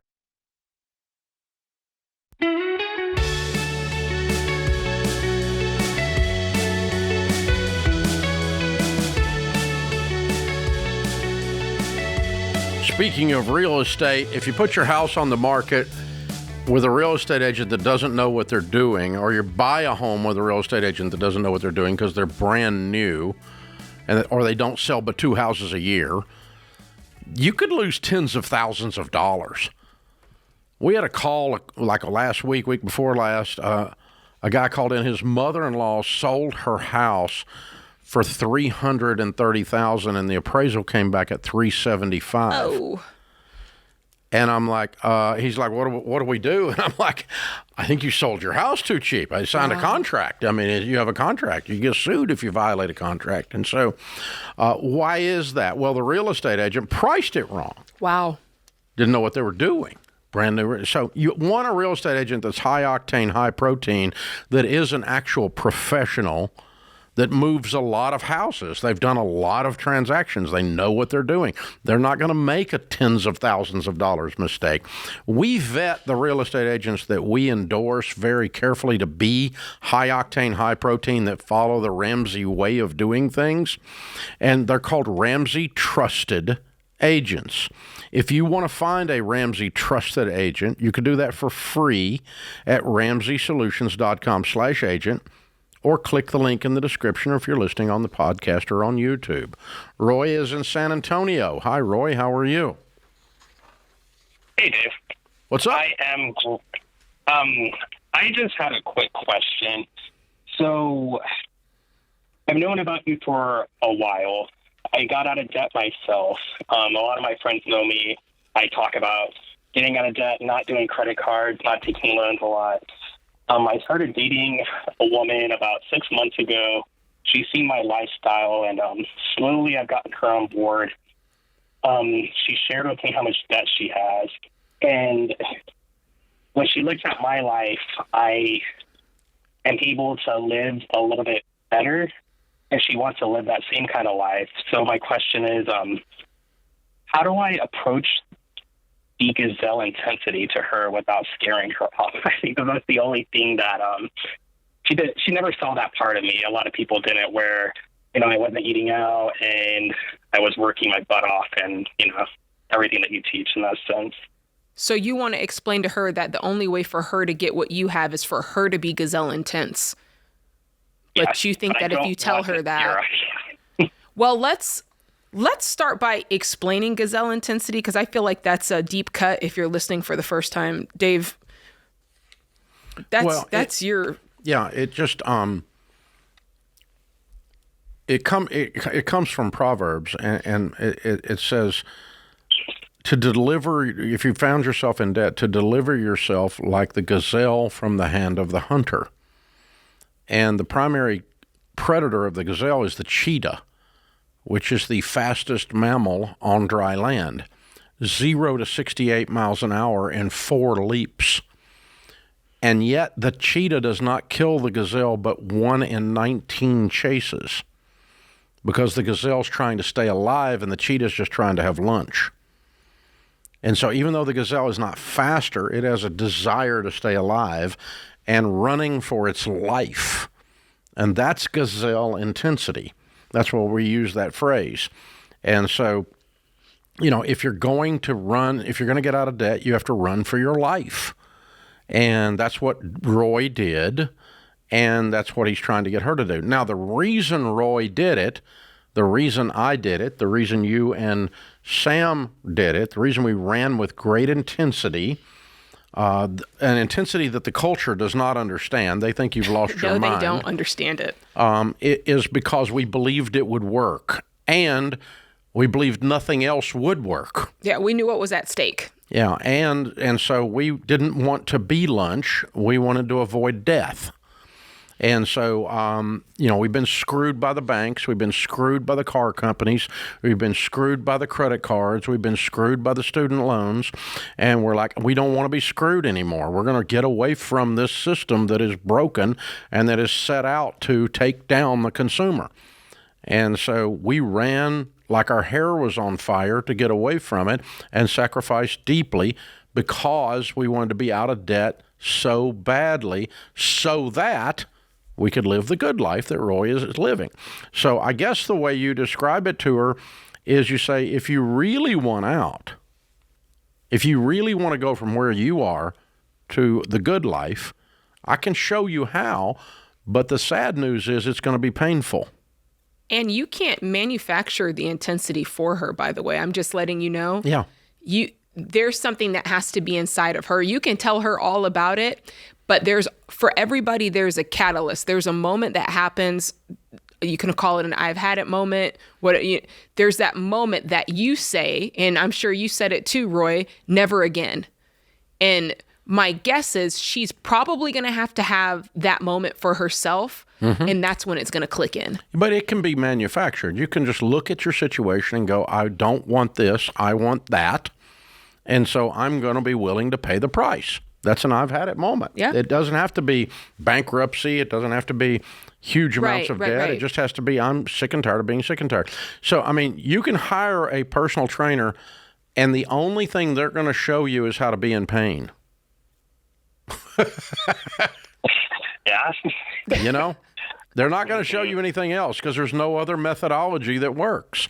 100% of muscle growth is happened by fibers being torn down called pain, lactic acid and fiber tear. That's where muscle growth comes from. And so you just don't get muscle without lactic acid and fiber. And that's painful and sweaty. And guess what? Getting out of debt is painful and sweaty, but it builds muscles. It builds financial muscles. And so, I just talked to her about that. And if she's not mature enough to have a conversation about, a personal trainer is not a pleasant thing, but the result is pleasant, if the process is unpleasant to get to the pleasant result, then this is not a woman. This is a little girl. Well, she's had her moment probably about 2 months ago. She lost her job for 4 days, and she ended up getting it back, but that 4 days was brutal for her. And I told her that, normally we were supposed to have a 3 to 6 month emergency fund. And I was like, girl, it was 4 days, and you thought that you were going to be homeless. And I think that was her point where she realized that she needed a change. And I've always told her, imagine your life without a car payment and credit cards. Yeah, well, what does she say then? She says that she thinks about it nearly every night, and I was like, I used to be like that too. I remember those days, and now I live those days, and it's great. It's so I can show you how. $1,500 a month. I can show you how, but it's going to be unpleasant. Uh-huh. I mean, because it is unpleasant, isn't it? Mm-hmm. Yeah, no, it was, and we do our little. But the only thing is, it's worth it. It is worth it. That's the only thing. It's worth it to be able to stand on the stage and scream, "I'm debt free." It's an unpleasant process to get there, but no one has ever told me they wish they didn't do it once they win. Yeah. And by the way, a lot of people can learn from what your girlfriend is going through. If you're listening, all you have to do is stop. And I remember in the Total Money Makeover, I had the workbook edition. It had you go through, there's pages and pages of questions and workbook you filled in. But one of the questions that I remember was a catalyst for Sam and I is what would happen if you didn't get your next check? Mm-hmm. And that's the question that if you ask yourself, what happens if I don't get my check on the 15th? What happens if I don't get my check on the 30th? That right there will reveal a lot. Would you have to use a credit card? Would you have to borrow money from friends or family? Would you be late on rent or your mortgage? He said homeless. He said she was worried about being homeless for 4 days. And that's the truth for so many Americans. You're walking along the edge of the cliff. Get back from the edge, and the way you get back from the edge is unpleasant, but it's worth it. So I think that's how you talk to her about it, is like a grown-up. It's like if I sit down with a personal trainer and they go, "This is going to be easy. There's no pain involved." I have a personal trainer that's a liar. Yeah, give me my money back. Yeah, not because I know it's not going to work. You know, you go into PT and they go, "You're going to feel no pain in physical therapy after this operation." All I'm going to have scar tissue then, because you're not going to stretch where we need to stretch. Right.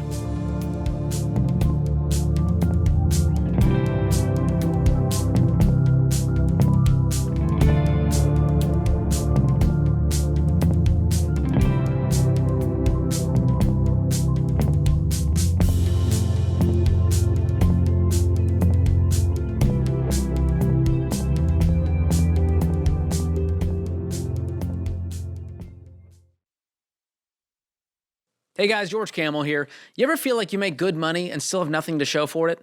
You run into Target for one thing and somehow walk out $87 later with toothpaste and emotional support candles? Just me? Okay. Well, that's the problem. Most people don't pay attention to how they spend their money, so it does whatever it wants. And that's why we created EveryDollar. It's a budgeting app that helps you create a simple plan for your money. EveryDollar's simple, it's clear, and it helps track where your money's actually going. Plus, you get daily lessons, to-dos, and reminders along the way. It's like having a money coach in your pocket. Your money's been freelancing long enough. It's time to give EveryDollar a full-time job. Go download EveryDollar for free on the App Store or Google Play.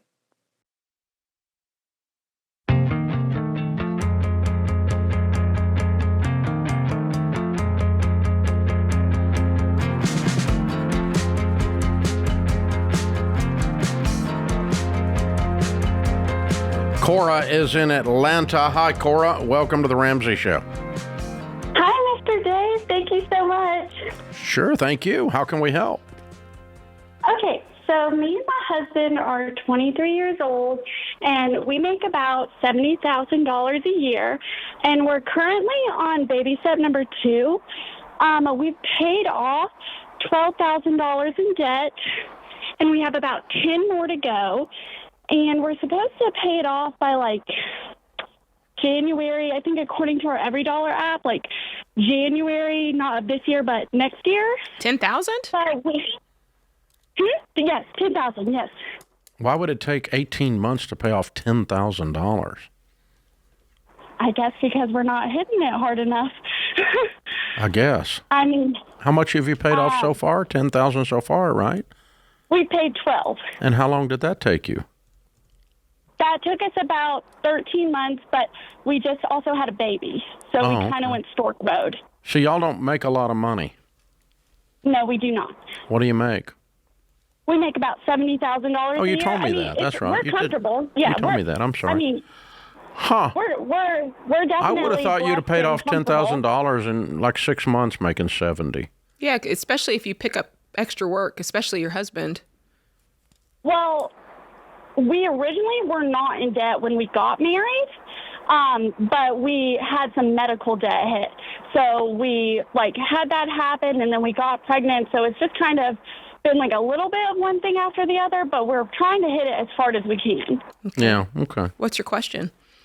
I was just wondering, since this past year, was paying off debt and everything, but I think I know the answer now, but I do have some inheritance money that has just been left alone for some years now. And I just wanted to know, is it smart to maybe pay off the rest of our debt so we can move to baby step number 3? How much do you have in inheritance money? $50,000. Write a check today and be debt free. Oh, I just didn't want to rush through it and not learn the learning lessons. Oh, I'm not worried about that. Write a check today and be debt free, and then learn your lesson. Oh, okay. But don't ever go back in debt again. Oh no, So who left you this? Who left you the $50,000? Well, my grandma left me 15, and then I put it in investments. Okay, so here's the way I would think about it if I were you. Okay. If you ever borrow money again, you are dishonoring your grandmother. I know. Yeah. So you have to be on a budget. You have to build your emergency fund, and no whining and no excuses and no reasons for going into debt. Yes, sir. We needed a car. When you save up and pay for it. We wanted to go on vacation. When I've always dreamed of doing. When no. Okay. Yeah, that's you're right. dishonoring You're right. to your grandmother. You're going to pay cash for it like a grown-up person that has a baby, like a huge adult. Okay. And if you can't commit to that emotionally, both you and your husband look at each other in the eye and pinky swear and spit shake. We cut up all the credit cards. We never We don't have any credit cards. borrow money again for anything. If you're willing to say that, then I would write a check today out of the inheritance and be debt free. Oh my goodness! Wow, this is so exciting. Yeah, we don't. All of our debt is medical debt, so we do not do that. We do not want to go into debt. Okay, so now you have an emergency fund for medical debt. Yeah, let's start saving that up, because if it was from the baby, we want to make sure that we don't get ourselves in that situation again coming up. Ever. We have an emergency fund for medical. We have a budget. We live on less than we make. We save up and pay for Christmas and cars. Yes. We save up our trips. We don't go into debt. We have money for surprises called emergencies. We don't go into debt. If you get this drilled into your head, then you can be very wealthy someday, because you're starting young at 23. That's the wisdom of this. Roman's in San Diego. Hi, Roman. How are you? Hey, Dave. How are you? Better than I deserve. What's up?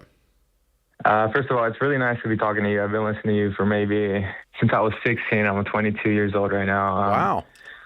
My question is less about myself, and it's more about how I can help my parents and give back to them. They put me through college. They bought me my first car, all that good stuff. Same with the rest of my siblings. And I was recently made aware that we actually have about, or I guess they actually have about $40,000 worth of deferred payments on the mortgage for the house that I grew up in. Why? And I guess I think they had some sort of modification back in I honestly don't know the details about it, but it was decades ago, and I just want to help them with that. How? You're 22. I think I want to play, I want to act maybe as like a financial coach, maybe like walk them through how they can take care of it. What I don't want them to do is to have to refinance, because it's due in 10 years. So my initial thought process was to open a high yield savings account, but then I'm thinking, it's 10 years. Why are they going to listen to a 22-year-old son? Did they ask?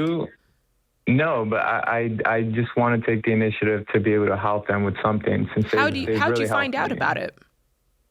I don't remember the exact details, but it came across maybe last year. Okay. Well, number one, Roman, I appreciate your heart, and thank you for being a young man who cares about his parents. It's very unusual for parents to be willing to take the advice of their 22-year-old son on financial matters. It's called the powdered butt syndrome. Once someone has powdered your butt, they don't want your advice on money or sex. And that's generally it. So until they get very old and you become very rich and you're 55 and they're 80 and they're broke and you're a multimillionaire, then they might take your advice, but probably not today. If they would take your advice, what I would tell them to do is the opposite of what you were thinking, and that is I would go refinance that mortgage right now. If their credit is good today and they're able to refinance today, even if it's a higher interest rate, I would refinance now instead of waiting on this balloon to come bearing down on them like a train through a tunnel. Those things come, and they come at you fast.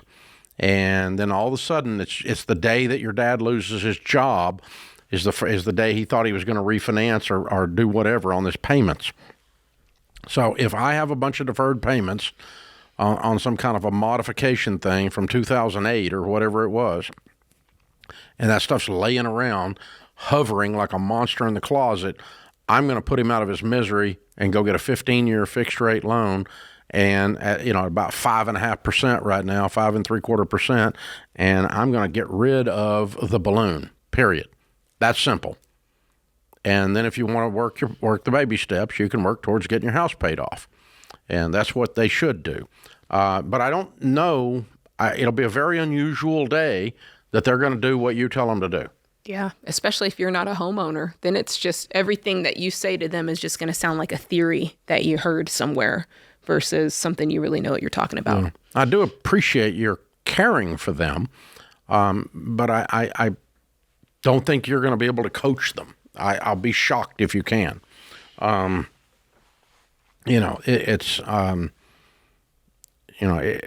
many people in our families come to us for financial advice.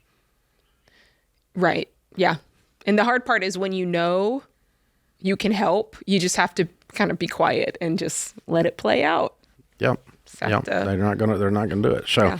But if they're smart, if they called me on the radio, on the podcast, the radio, either one, I would tell them refinance it right now.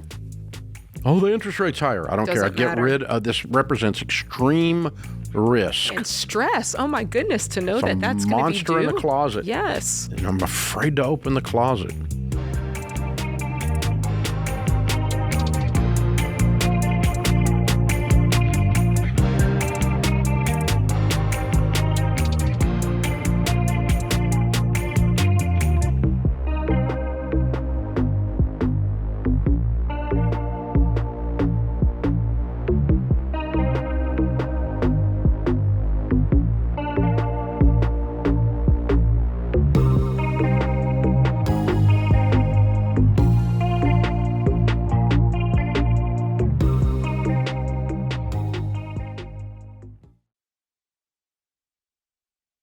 Hey guys, George Camel here. Do you ever feel like insurance companies only care about your money and not what you actually need? Well, there's a better way. When you go to Ramsey's Insurance Resource Hub, you'll start feeling confident that you're getting the right coverage that's truly best for you. You'll find helpful info on everything from life insurance, health insurance, identity theft protection, and more. And when you're ready to get the coverage you need, you can connect with a Ramsey trusted insurance pro who will only get you what you need at the best price. Go to RamseySolutions.com/insurance, RamseySolutions.com/insurance.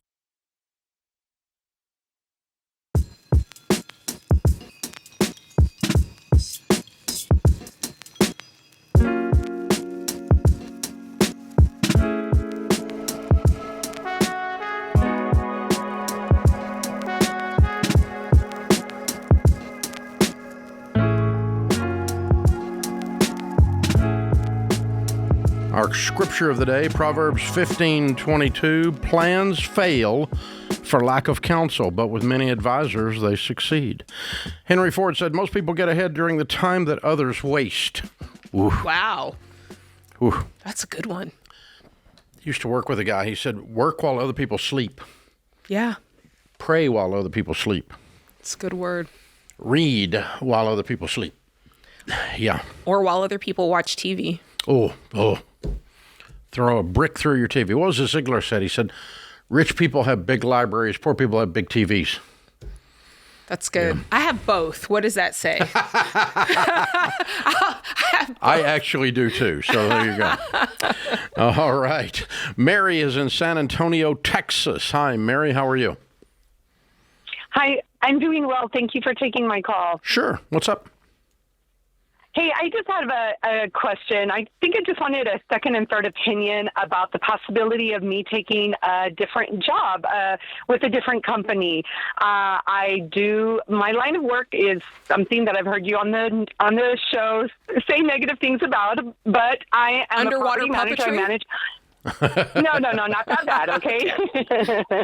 I'm a property manager for homeowners associations, and I currently work for a company, and I have a total of 9 communities in my portfolio. And a few months ago, I put my, updated resume up on, a website, and an acquisitions team member from a different company contacted me late last week. And I've had a total of 2 interviews with them, and I'm going to have a third tomorrow. And they are really excited about my experience and what I've done to educate myself and get certain designations in my line of work. But I just, it's going to be a significant increase for myself. I am on baby step number 2. I have stopped investing in my Roth IRA in order to pay off debt. I had a total of $58,000 of consumer debt. So what do you make today? I make about $67,000. What would you be making at the new gig? The new gig would be between $80,000 to $85,000. That's what the acquisitions team. And you'd be doing the same type of work. Yes, but I think it'd be easier. And why would you not take it? What's the downside? The downside is I currently work from home, and there's a lot more flexibility. But again, I am divorced now for about 4 years. That's why I have the debt. And I'm an empty nester. My 2 children are grown, and I would have the time and the ability to do that. I don't have to take care of anyone anymore besides myself. So what's the problem with going to the office? Where's the issue? No problem with going to the office? Just nervousness. No, not at all. Actually, I'm kind of looking forward to the possibility of talking to other adult humans again. So this is just a change. You're just processing a change. Yes. Yeah. I'm processing the change, the flexibility. I get to help my mom out by taking her to doctor's appointments here and there. Just that. But I've worked hard to educate myself and be better at what I do. And I just think that most places like you're talking about going to work for have a certain amount of flexibility for executives. The leadership team at Ramsey, if they want to take an hour and go take their mom to a doctor, we don't have a big deal about that. Yeah, I agree. I think that tomorrow with my last interview that I'm going to talk to them about those types of things. I'm going to be completely open and honest since they're the ones who contacted me, right? I wasn't out there looking for a job, but since this opportunity came up, I thought, gosh, the difference in the income would help me. My goal, I'm on track to pay off all my debt by this year in December. Let's pretend you were debt-free and had $1 million in the bank. You still should look at this deal. Oh, I would. Yeah, I definitely would. So is the only downside you have to take your mom to the doctor here and there? Is that the only thing that you can... Just the flexibility of that the current employer currently offers me. That doesn't mean that the next employer wouldn't do that. But another thing that I like about what they've spoken to me about is that they like to promote from within, and I'm ready for that. The current company that I'm with doesn't feel. I've been with them for 4 years, and I think you've made your choice. You haven't made any case for staying. You're right. You haven't made any case for staying. Thank you. There's no reason to stay there. You're right. Yeah, if they offer you a good job, unless you sense some kind of a toxic environment or something like that, will be the only reason you wouldn't take it. Mm-hmm. You don't want to, go from this. But honestly, people that work in an office with other people produce a lot more and have more opportunities for promotion than someone that's working from home. Yeah. It's one of the huge downsides, the unintended consequences of working from home. The people that work from home don't get promoted nearly as often. Mm-hmm. And so, I think you ought to look at it. It sounds like it. And by the way, I'm not against property managers and HOA professional managers. I'm against Barney Fife, who lives in the neighborhood and hasn't got a life, and he runs around with his one bullet trying to bother everybody in the neighborhood. Have you been to my neighborhood? About every bush that he doesn't like or something. That's the guy that drives me nuts, who needs to get a life and has no power anywhere else in his life, including in his own home. And so he has to go out and exert himself through the neighborhood. These are the people I don't care for. All right. Chris is in Charlotte, North Carolina. Hi, Chris. What's up? Hey, Dave, big fan of the show. Just want to call in. My scenario is probably a little different than most, but I'm 52 years old. I grew up very poor, had tremendous success. I'm just had my best friend at 55 passed away of a heart attack. Oh, no. I'm sorry. And I'm in that position where I'm like, with what I have, do I retire now or do I make a play for something else? Because I'm OCD. I can't sit around the house. I have to be doing something nonstop. And it's like, how much money do I need to live the life that I want to live when I'm done? I want to take X amount of vacations with my wife because she stayed at home for 30 years while I worked 75 hours a week. And so just want to kind of see what the next play is for me and get your thoughts about timing for me, I guess. What's the size of your current nest egg? Net worth? I would say my company and my house and my land, probably around $10 million. Okay. And did you say you're 54 or 52? 52. 52. Yeah. And so you don't, I mean, can you begin to move away from the company? Do you want an exit strategy on that? Is that what you want? I mean, I'm obviously still making good money with the company, and I have people that have been with me for 20 years. But it's like I spent a lot of, both my daughters obviously are graduated college now. What's the end game with your company? When you're 80, where's this company? I mean, it still will be going. I mean, I'm a partner in a car dealership. Okay, And so other partners will be running it, or their kids, or your kids, or own it, or whatever. No, it's just me and one other partner. Correct. Okay, so what happens to your share when you're 80? What's your exit strategy? Does it go to heirs, or does it sell out to the partner? Yes, I have a living trust. I have it all set up, and I have it's an S corp, and it's set up for my percentage in the trust. Okay, all right. So the only thing I could do other than that is to say, as a partner, sit down, talk to your partners, and say we've both done very well. Can we restructure the operations of this to give us both more freedom? But you don't sound like you're asking for an exit, a complete exit. You just want some more flexibility. Back to our last caller. But yeah, I mean, I want to take 6 weeks off and travel with my wife. You've earned it. And I want to build a leadership team to do that. And that's kind of the stage I'm at. I'm 65. Sharon and I take 3-week trips and 4-week trips and that kind of thing, and or just leave for that period of time, whatever. But Ramsey is set up to run where I don't have to be in every part of the day-to-day anymore, and the operations are set up, and certainly the on-air portion, Jade and Rachel, and they do a better job than I do. So that's where you are. I think you just reset your ops on that. I don't hear anything here that's painful that you have to exit from. I like it. Good plan. Well done, sir. Very well done. That puts this hour of The Ramsey Show in the books. We'll be back with you before you know it. In the meantime, remember, there's ultimately only one way to financial peace, and that's to walk daily with the Prince of Peace, Christ Jesus.